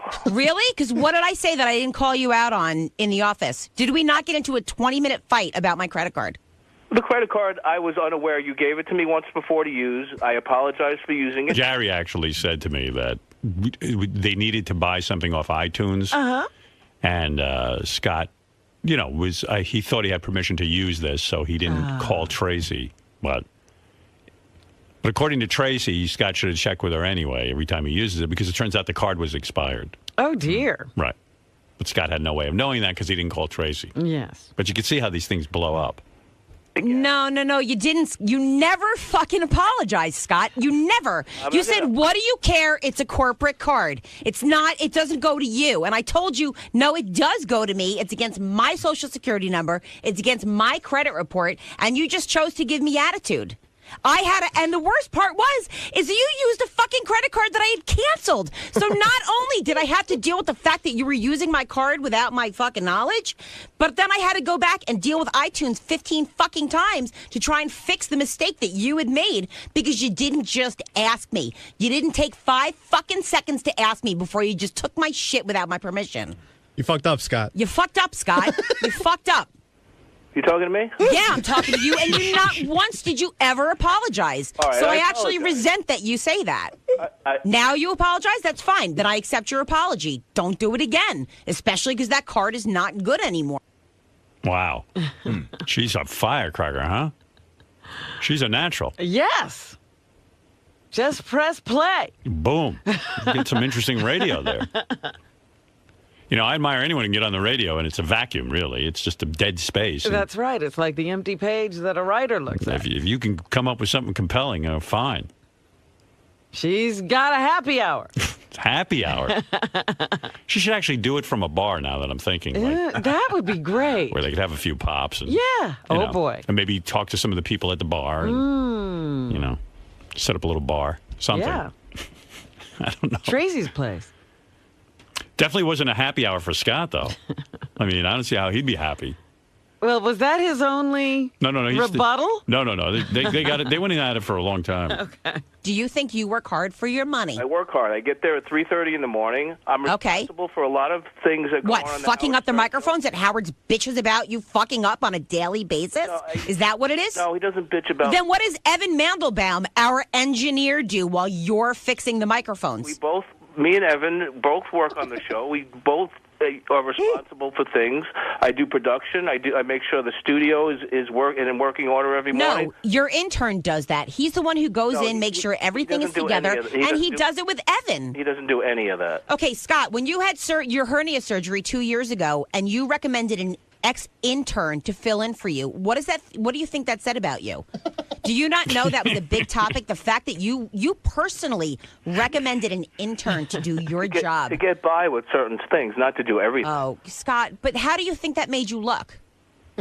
At the end of the day, people aren't looking at the big picture. They're saying, you're saying, I want her to do this or I want her to do that. But everyone's saying, Scott just recommended a fucking intern to do his job and thinks she can do it. So, but how do you think that made you look? Hold on. That I'm not going to get into, so that we can forget about that. Sure. Okay. I think I work hard. The hardest worker? I don't know. It's possible. I think JD's probably the hardest worker. Gee whiz. Poor Scott. You don't want to cross paths with Tracy. No, I don't think he has a defense. I think he was being a gentleman. One thing he's not going to get into at all. I don't know what that was all about. I think he was just like, this is ridiculous.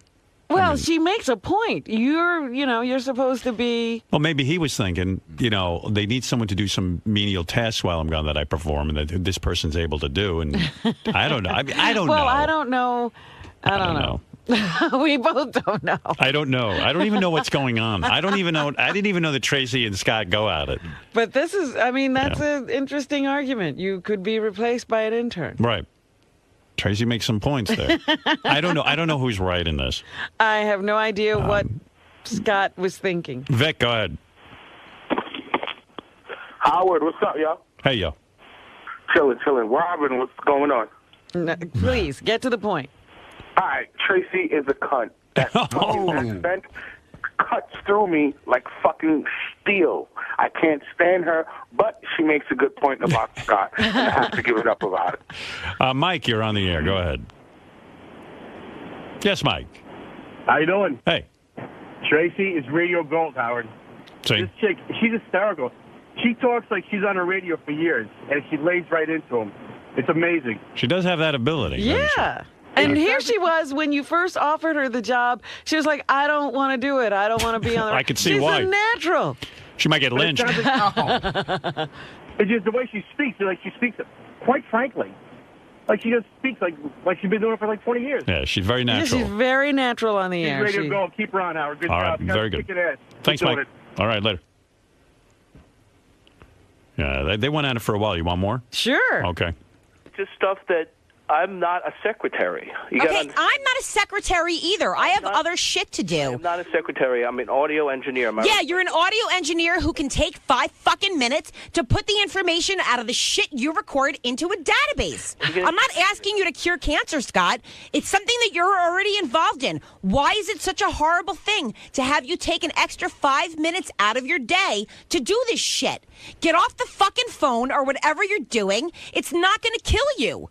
Be a team player, Scott. It's not going to kill you. We're talking about 1 year's worth of CDs. So what is it? Maybe 40 CDs? So what is it? What's 4 times 5? 200 minutes? 200 minutes of your life you can't spend helping out the fucking team. Is that like a horrible thing to ask of you? You're earning 6 fucking figures. Earn it. You know what I'm. Earn it. Who said I'm earning? Oh, Scott, come on. You know what I make. Oh, I'm sorry. Is it 7 figures? Because you bitch too much for it to be more than that, but you don't bitch enough for it to be less than that. Okay? Well, you have no idea of what I make. And Really? Because I remember when we first got there and you bitched about, I went for this, I didn't go for that. Now I'm pissed. Scott, all you do is bitch about it. All you do. And if you think I'm the only one that's going to say it. What did you hear me bitch about?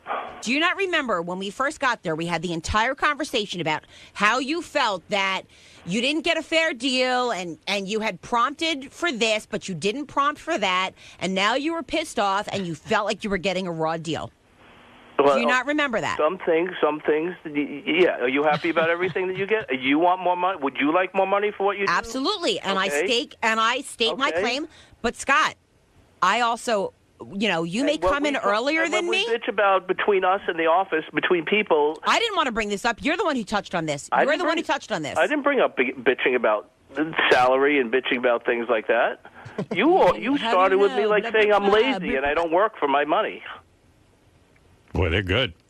Those two are good together. Maybe they should be doing a show together. Maybe they should be married. Scott's funny, though, because he doesn't realize he complains to everybody about everything. I know, and then he's shocked when people bring it up. When do I complain? How about all the time? When are you not? Ronnie says Scott complains every minute. Yeah. But he's not aware that he complains. Not at all. And then he says to Tracy, when have I ever complained? Right away, she's got an example. Yeah, right. And he goes, foiled again. I have one last clip if you want to hear it. Okay. All right. To the fact of the matter that I will come into you and say, do you have this CD? And I have to wait for you to leave so I can find it. Because you won't take the 5 fucking minutes. Scott, are you fucking kidding me? More than once we have had this conversation. I have found at least 10 CDs in your office that you couldn't take the time to fucking look for. Don't tell me that that's not true. You just don't know because I wait for you to leave and then I find it. You can't be bothered. So I have to be bothered. I have to stop what I'm doing to just look for CDs in your fucking clutter of a mess of a studio. Clean that shit out. You don't even know what you have in there. Half the shit that I'm getting hounded on by Laura and Eric on a daily basis, I know is in that fucking office. But every time I touch a shelf, shit falls all over me. You tell me. You give me a list of things that you want, that you need from me, that you think I want you to clean it. There's outside of the DATs, there's nothing in there that you need to have. There's nothing that belongs to you. Everything in there belongs to Howard Stern and belongs in Howard's office. And if you got a problem with it, bring it up with Howard's office. That's the way it is. And if you don't know what should be yours and what shouldn't, have your intern take an inventory of everything in there. There are a bunch of DATs in there that I need. Then why can't you have your intern make an inventory of what's in there and let them decide what they need and what they don't? Why can't you do that? I just said there are a bunch of DATs. I know exactly what's in there. And if you want to ask me for something... You know what's in there. You know barcodes and fucking years and dates and everything that's in there. You're going to tell me. I know what DATs are in there, yeah. Okay, well, that's great. And above and beyond the DATs, when I'm looking for XRK calls and I'm looking for Stuttering John interviews, you know what's in there and what's not? Because that's the shit I find when you're too lazy to look for it yourself. Show me an email from the last year. Show me an email from the last year. I don't even waste my time emailing you, Scott, anymore. I don't. You can't do it. You cannot. Are you fucking kidding me? I can absolutely do it. I promise you. I just don't waste my time on going through you anymore because it's just that, a waste of my time. That you can't back. No. Sweetheart, I promise you I can back it. Okay, we have 5 seconds. Have fun, everyone. We'll discuss it tomorrow. Goodbye. Come see Love me. you. Come see me. Bye. Wow. Did you get what you wanted? Oh, my goodness. Wow. That's some show. Man. I guess if you drive it in your car, that's got to be worth a subscription. Absolutely. Sure. I want to know how Scott remains so calm. With me, he starts yelling immediately. Oh, my goodness. Hey, Scott, how'd you remain so calm? You blew the whistle once! Wow. If it wasn't a push-up, you would have blown it more! That's all I gotta say! Wait, he said... Hey, I'm leaving! I know it! You better pay off! Whoa! How come I get yelled at and Tracy? Who was that guy just yelling? Yeah, I mean, how did you remain so calm during that? Good morning. Good job. Thank you. I just don't... Were you home smoking weed or something? I refuse to go to a place that's going to get me crazy and go to rantings of a mad person. Yeah, a lot of the guys said they're afraid to argue with Tracy because they're afraid that she'll do that to them. I'm not afraid, but when somebody starts throwing out crap and lies, I'm just not going to go there. It's not worth it. I see. I'm getting too old for this, so I'm just... You're too old for all of it. You're just tired. You're tired. I'm tired of it. I just want to... Can't we just all get along? I mean, I work with people. I'm trying to get along. Tracy so says I she's do having, bitch and moan. So does everybody else. I mean, not everybody else, Scott. Come on, everybody has things that they bitch and moan about. Maybe Tracy I do it a little more, but I know I do it a lot less than I used to do it. I'm trying to watch to be more that. positive. I'm trying to be more positive in my life. Tracy says you're not positive enough. Apparently, she has a big problem. And what about this whole CD thing? Return the CDs to her. I do. I don't have any CDs in there. I told her to come in and look. And as far as her coming in and going through my shit, I don't think you'd like that either. So but Tracy makes a point. It's all my shit. It's not your shit. Yeah. No, I understand that. If she went to your house and went through your shit, that'd be wrong. It was like I went on her desk and started going through her desk. I see. It's just your space. I mean, it's your workspace. I mean, you don't want anybody going through your workspace. Yeah, but if she asks you for something and you won't give it to her. Listen, if she asks me for something and I look and I can't, I know everything that's in my studio right now. Listen. So, because she took all the other stuff out. She took everything out. So I don't have anything to worry about. I know she does like you personally and your wife. And you're great off the air. I'm happy about that. Out of the office. That's very nice. I've seen a lot of guys come out much worse than Tracy's life. She at least likes you. I think Benji, she's still not talking to you, right? No, I mean, yeah, she does. She's very bitchy to me. Right. Really, without talking. Yeah, and I heard that you would complain to her that you want her to be nice to you. No, when did I complain to her? I thought on the wrap-up show I heard you say maybe on the air. I said, yeah, she treats me like crap. And she said, there's no way I'm going to treat you nicely. I mean, I think she treats a lot of people like crap. Right. I'm just not going to go to that level. I'm fine. If she wants to bitch and moan, talk about bitch and moaning. I mean, she thinks I complain. Really? I mean, how can she seems to complain about you. How can I get mad at that? Right. I mean, really, it's just totally you were very ridiculous. calm. I was very impressed, actually. Thank you. I mean, it's my new me. I'm just trying to be positive. I don't. Are you a Buddhist or something? Yeah. I mean, what happened? Maybe he's I'm like Tiger Woods. Yeah. It's like self-realized. Tiger Woods teaching. Right. No, you know what? It's just not worth it. Right. I know what I do here. I know what I've done. I do work hard. Okay, I bitch and moan. I'm trying to get better at that too. All right. Are you in Takes time. therapy? Is that what's going on? I mean, this is a new you. I'm in self-therapy. Is that right? Yeah. I mean, you read a book? What book is this? That's telling you Are you all reading a this? book? Is Dr. Sigmund Doe. Actually, it's the audio book. No. All right. No, I'm not reading anything. I'm just deciding within myself that, it's not good for me to get... Did a doctor tell you that you needed to de-stress or something? Nobody told me. No, myself. I told myself. Right. Look at this stress. guy. He's like Buddha. Yeah, maybe he's going to start a movement. Do I get stressed out and pissed off at times? Of course. Right. I mean, everybody does. And I try to hold it back. And I was very respectful on the phone. And believe me, I was holding a lot back on the phone call last night. You could have really made personal I could have went crazy like you just heard on that tape. Fist clenched, buddy. But I believe that it's if she wants to rant and rave, fine. That's her space and that's her place. All right. Do you think any of it was justified? Do you think any of it was true? You know what? There's downtime for everybody. I mean, does she work 8 hours straight a day and sit around and not be on the phone? And I'm not going there. I'm sure there's a lot. I'm sure there's a lot of stuff that if you look into everybody's space and you watch them 8 hours a day, can you find shit that you could complain about that person? Right. Sure. I'm sure that you could find anything about anybody. I don't think with JD you'd find anything wrong. JD works very hard. All right, there you go. Except when he's eating McDonald's. Right. I mean, he even eats his McDonald's while he's working. Right, he does. He eats and works at his desk. All right, Scott, I feel very proud of you that you kind of didn't get sucked into this. He has a new philosophy. I do. I really do. I mean, whether I could, get through it all the time, it's not easy. And there are times when I do explode, and I will explode. All right. Seems to be mostly at me. All right. So, thank no, you. no. Thank you, I'm very Scott. grateful to you. You know that. Yes, thank you. Thank you very much. All right. We've had enough of you. Thank you very I've much. been too All right. nice. All right, you did well. Thanks. All right. For once, he came through. Thank you. I'm amazed at this new philosophy. This is incredible. Yeah, because who would think he self-realized? Yeah, really. I mean, Just like your green drink, this is my brain drink. I mean, all right, whatever. thank you. For some reason now, I'm having trouble cutting you off. All right, he won't leave. He won't leave. I say thank you, and you won't leave. Get the fuck out. All right, he's happy that he did well. That's all. Oh my goodness. All right, very good, Scott. Got to say, for once you came out like a mensch. Tracy was really laying it on him. And he was reasonable and composed. Yeah. She couldn't crack him. Scott. Yes. So this is a new you? It's half a new me, I guess. Whatever. It's just a way to, express myself in a different manner. Now, how do you think work's going to be now? It's not going to be any different. I mean, she's always been the same person, so it's going to be the way it's been. I mean, do my job the way Howard wants and the way I need to, and that's it. Whatever Any happens. chances that this is going to get ugly? Since I'm not going to get ugly. Face I mean, somebody else may get ugly. I have nothing to get ugly about. I'll do my job the way I do my job, and if Howard doesn't like it or Gary doesn't like it, they'll come to me and tell me that I'm not doing the job the way it should be done. So I'll continue doing what I do. There's nothing that I'm worried about. What do you think of her opinion? I don't think of her opinion. It's you don't care? No, I don't care. She has an opinion. That's fine. If she doesn't like me, that's also fine.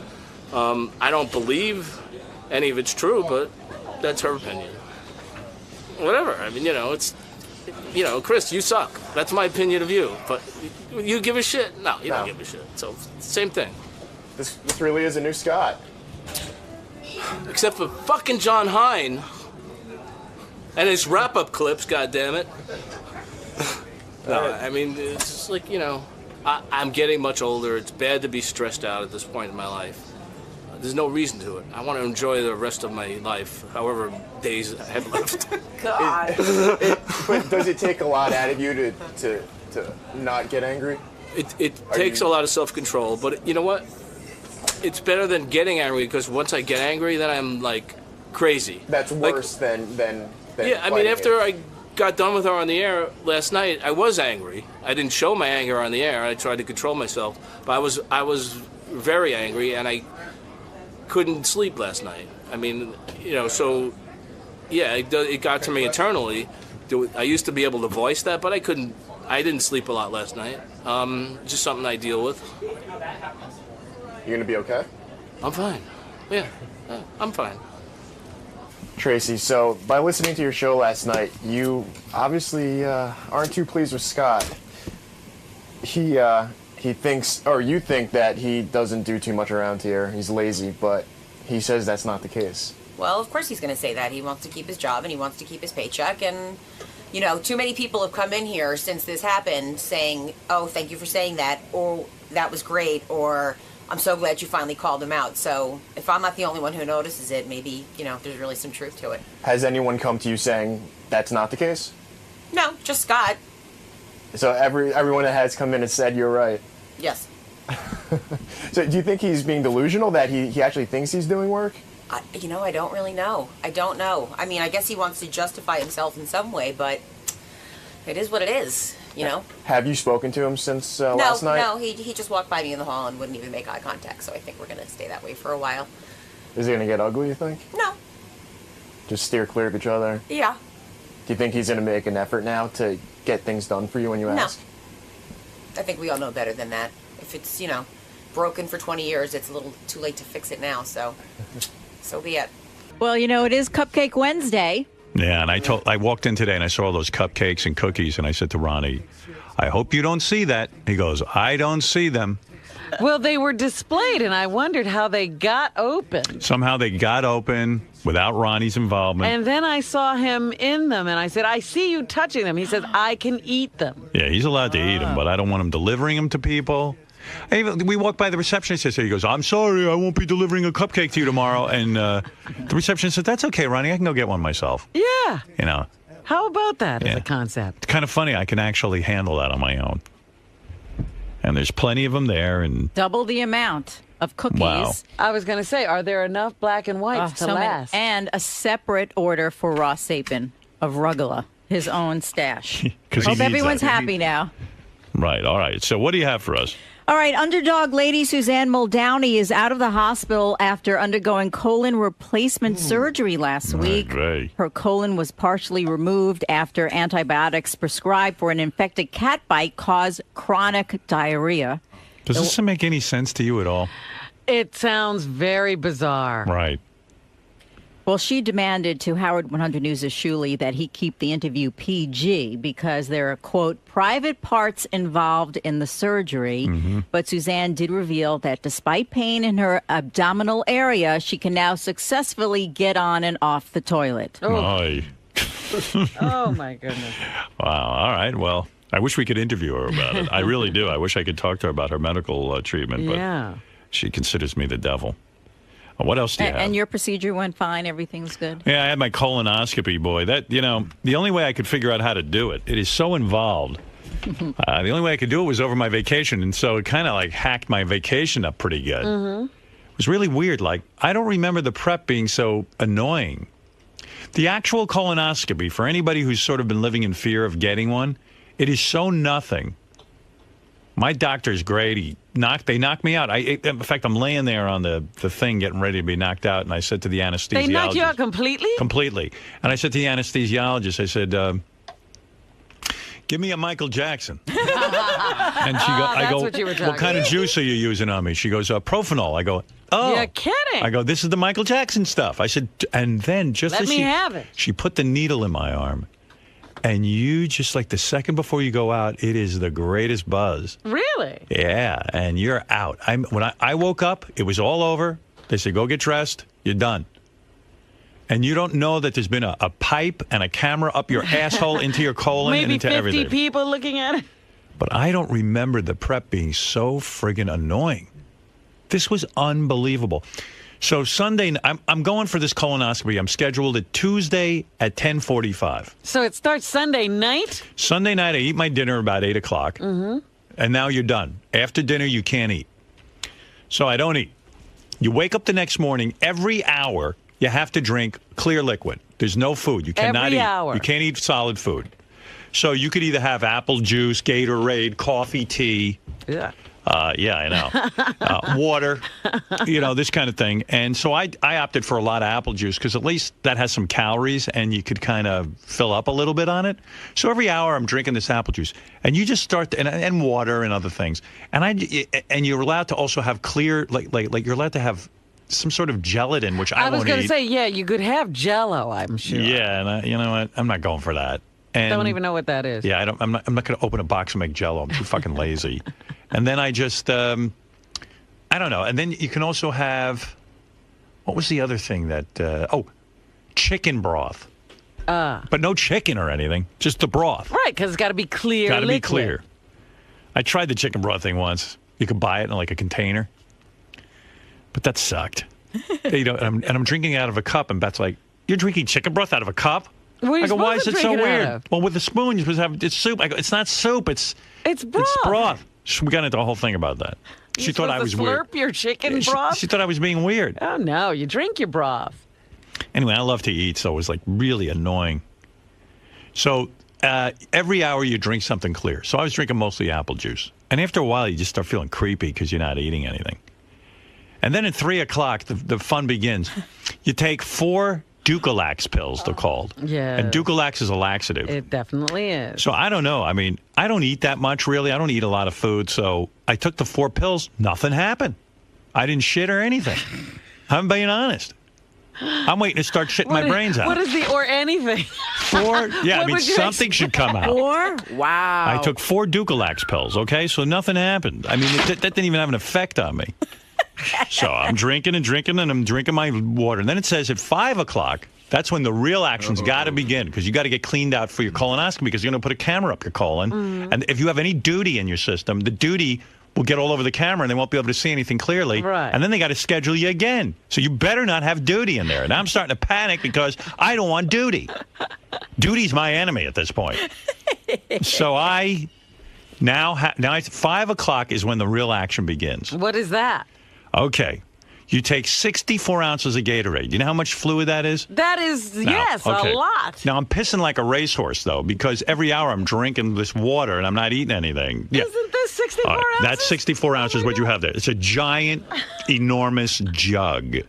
You take Gatorade. 64 ounces of Gatorade, and you empty into it a powder called Miralax. Oh, that's the fun stuff. The powder is 14 servings of a super strong laxative. I was giving that to my cat. Okay, but all 14 servings you throw into the Gatorade. And how long do you have to drink that? Every 15 minutes, you drink an 8-ounce glass of the Dulcolax mixed in with the Gatorade, which tastes like vomit. Or the Miralax. A Miralax. Yeah. Well, so I start drinking every 15 minutes. My belly looks like a Biafran. You look me pregnant. My belly's distending because I have so much fluid in me. Right. And I'm peeing every time I drink a glass of this. But Because you've been drinking nothing but liquids all day. But no duty yet. You know, and I'm like, well, wow. It takes a little while to work. Well, yeah. So now it took me an hour and a half to drink all of my Gatorade. Okay, that's how big this thing is. Every 15 minutes I'm drinking. And it says you can sip it through a straw because some people don't like the taste of the Miralax with it. I go, what a bunch of pussies, I announced to Beth. So you drink it. Imagine the scumbag who can't drink his stupid drink. So I put it on ice, pour it out, boom, right down. Maybe ice isn't good. No, ice is fine. You're allowed. Boom, ice, boom, drink it. You already taste like shit, but what am I, sip it through a straw, just prolong my agony? I start drinking this stuff. Now it's 7 o'clock. I started at 5. I don't know. 5 o'clock. So no, now it's like about 6:15. Okay. I think it actually took me 2 hours to get through this process. I would imagine. Yeah. Oh. Well, I start to feel some rumblings. I announced to Beth, I'm feeling some rumblings. She's like, okay, I don't want to know anything. I run upstairs. Holy cow. I start pissing water out of my asshole. I mean, like... It's like a garden hose shoots out your ass. It's unbelievable. Duty galore. Everything's coming out. And then I'm like, oh, my God, this is unbelievable what's going on. Water is shooting out of my ass. I run back downstairs, drink another glass of it. More water shooting out of my ass. You hadn't finished it? You had to drink some more? You had to finish it off. All right. Oh, my goodness. And now, after you finish it, now, mind you can't eat. And they say after you finish your Gatorade, that's it. No more drinking anything. You're not even allowed to drink. You can't even drink anything Not now. until after the procedure is done. You can't have a sip of water. You can't chew gum, have hard candies, nothing. Why? I don't know. That's what it said on the sheet of paper. I don't ask why. I don't want to know anything. So I love not to know. So then Beth falls asleep at like 9 o'clock. I get into bed. I go, okay, I just shit my brains out. I'm shooting water out of my ass. Now it's time to go to sleep. Now organs are coming out. Every half hour, every 20 minutes, I'm up on the bowl again. I can't go to sleep. I go, how am I ever going to get any rest? I'm going to be miserable. Did they tell you to start it that late? Yep, you have to go by that time. Oh, yeah. And I'm blasting off. Sounds like you should have started in the morning. It's just water shooting. And I'm looking in the bowl while water shooting. I'm like, wow, water shooting out of my ass. I can't even believe it. I'm like a fountain. I'm not even peeing anymore. I'm peeing out through my ass. You can't believe that much water is coming out of your ass. It's just coming right out of your ass. I go, wow, this is like what Robin, talks about cleaning herself out. I'm getting a cleansing. I said, I got to step on the scale. Now, I'm a guy, I'm 6'5". I normally weigh anywhere from 195 to 200 pounds. At this point, I'm weighing 188 pounds. That's how much crud is coming out of me. Oh, my goodness. Just from not eating one day. I said, I'm going to collapse. Well, finally, around midnight, I fall asleep. Then I wake up at 5, and I go, I wish I could be the first colonoscopy of the day, because then I could get over to the doctor's office. Then you could have something to eat. Yeah.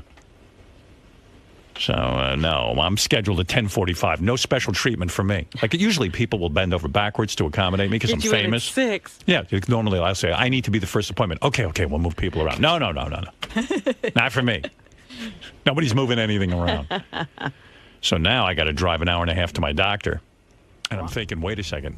If I drive an hour and a half, I better How get are you going to make it? Because even when I woke up in the morning, I'm not drinking anymore or anything, but I'm still shooting water out of my ass. Even when I woke up, I was shooting water out of my ass.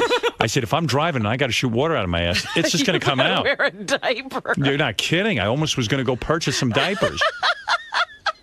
So I'm sitting on the bowl. I figured it's going to take me an hour and a half, 2 hours to get to my doctor. Because if you remember, on Tuesday, it was snowing.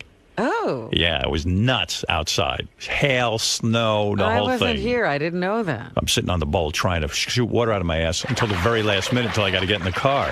Because you got to last an hour and a half. And then I'm in a neurotic panic that what if, let's say I can't get to the doctor's office. There's that much snow. Stuck. All this preparation is for nothing. I got to get there. I got to get there. Bring out the Coast Guard. You're not kidding. I said, I'm getting there. I don't care. I mean, come on. So I get there. And I'm the asshole who was early for everything. I have a neurotic thing. I got this from my parents. You've got to be on time. But instead of being on time, like my parents have an appointment every week at my gym. They get there an hour and a half early. And then they complain. My mother goes, this Pat, I don't know where he is. That's her trainer. I don't know where he is. I go, Mom, you're here an hour and a half early. Yes, but we're here. We could train. I go, but he has other people. Right. He has a schedule, too. Well, I don't know. I mean, what am I supposed to do? I go, you're here an hour and a half early. Well, I got to make sure I get here. What if I start out later and I don't get here on time? I go, so you'll be a little late. But I've got the same curse. So I get in the car. Of course, I get there early. I get there 9:45. And I brought all my chess books with me because I said, if I'm there 9:45 and they're not taking me till 10:45, I'll go in the doctor's office. They let me sit in a private room because I'm famous. Right. That's one of the perks I get at my doctor's office. To sit alone. I get to sit alone. And meanwhile, I'm sitting there and I go, oh no, I finally get to the doctor's office. I go, I feel like I have to squirt water out of my asshole. Oh. So the nurse sees me. I said, listen, I got to go to the bathroom. She goes, okay, go in there in the public bathroom. Public bathroom. I said, oh my God, this is my worst nightmare. I got to sit in a public bathroom and squirt water out of my ass. God forbid anybody's in there. I'll be too uptight to squirt water out of my butt. It makes so much noise too. It's like. It's not quiet. Yeah, it's like. And then you hear water. Like people have me arrested. What's he doing in there? Sounds like he's peeing, but he's farting. I mean, so I go, and I brought baby wipes with me because I know I get messy back there. And if I get messy back there, even with water, I don't want the doctor, when he sees me nude and he's putting the camera up my ass, I don't want him to see water and remnants on my ass. So I'm in there with my man purse and my baby wipes. I feel like a woman. You need a changing table. I swear to God. And I'm wiping. And it's just water, but nevertheless, it needs to be wiped. I'm all prepared with my baby wipe. So I get in there now, and it's 9:45. And I'm not due till 10:45. My doctor says to me, we got 2 other people ahead of you. What's going on? And I'm like, all right, I'll wait. Now, I haven't brought my chess books in. I got nothing to fucking read. You didn't bring them? No, so I'm sitting there like a tool. And they didn't get me until 11:30. Wow. Yeah. Are you hungry? Oh, I was starving. I had already all planned out. I'd already gone to the deli and got my turkey sandwich. I was going to say, did you have a sandwich with you? Yeah, I was waiting in the car. Oh, my goodness.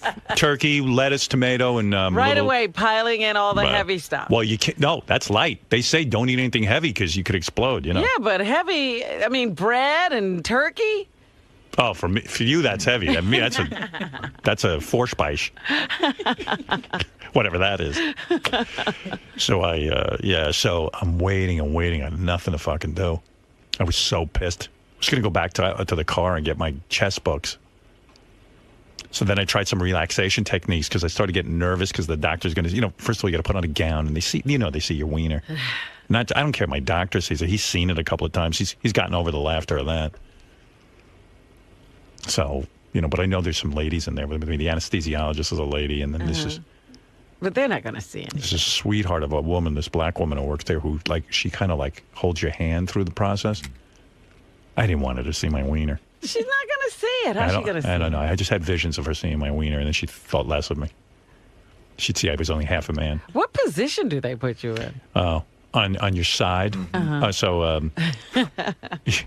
Jail I'm waiting. Yeah, that's jail rape position.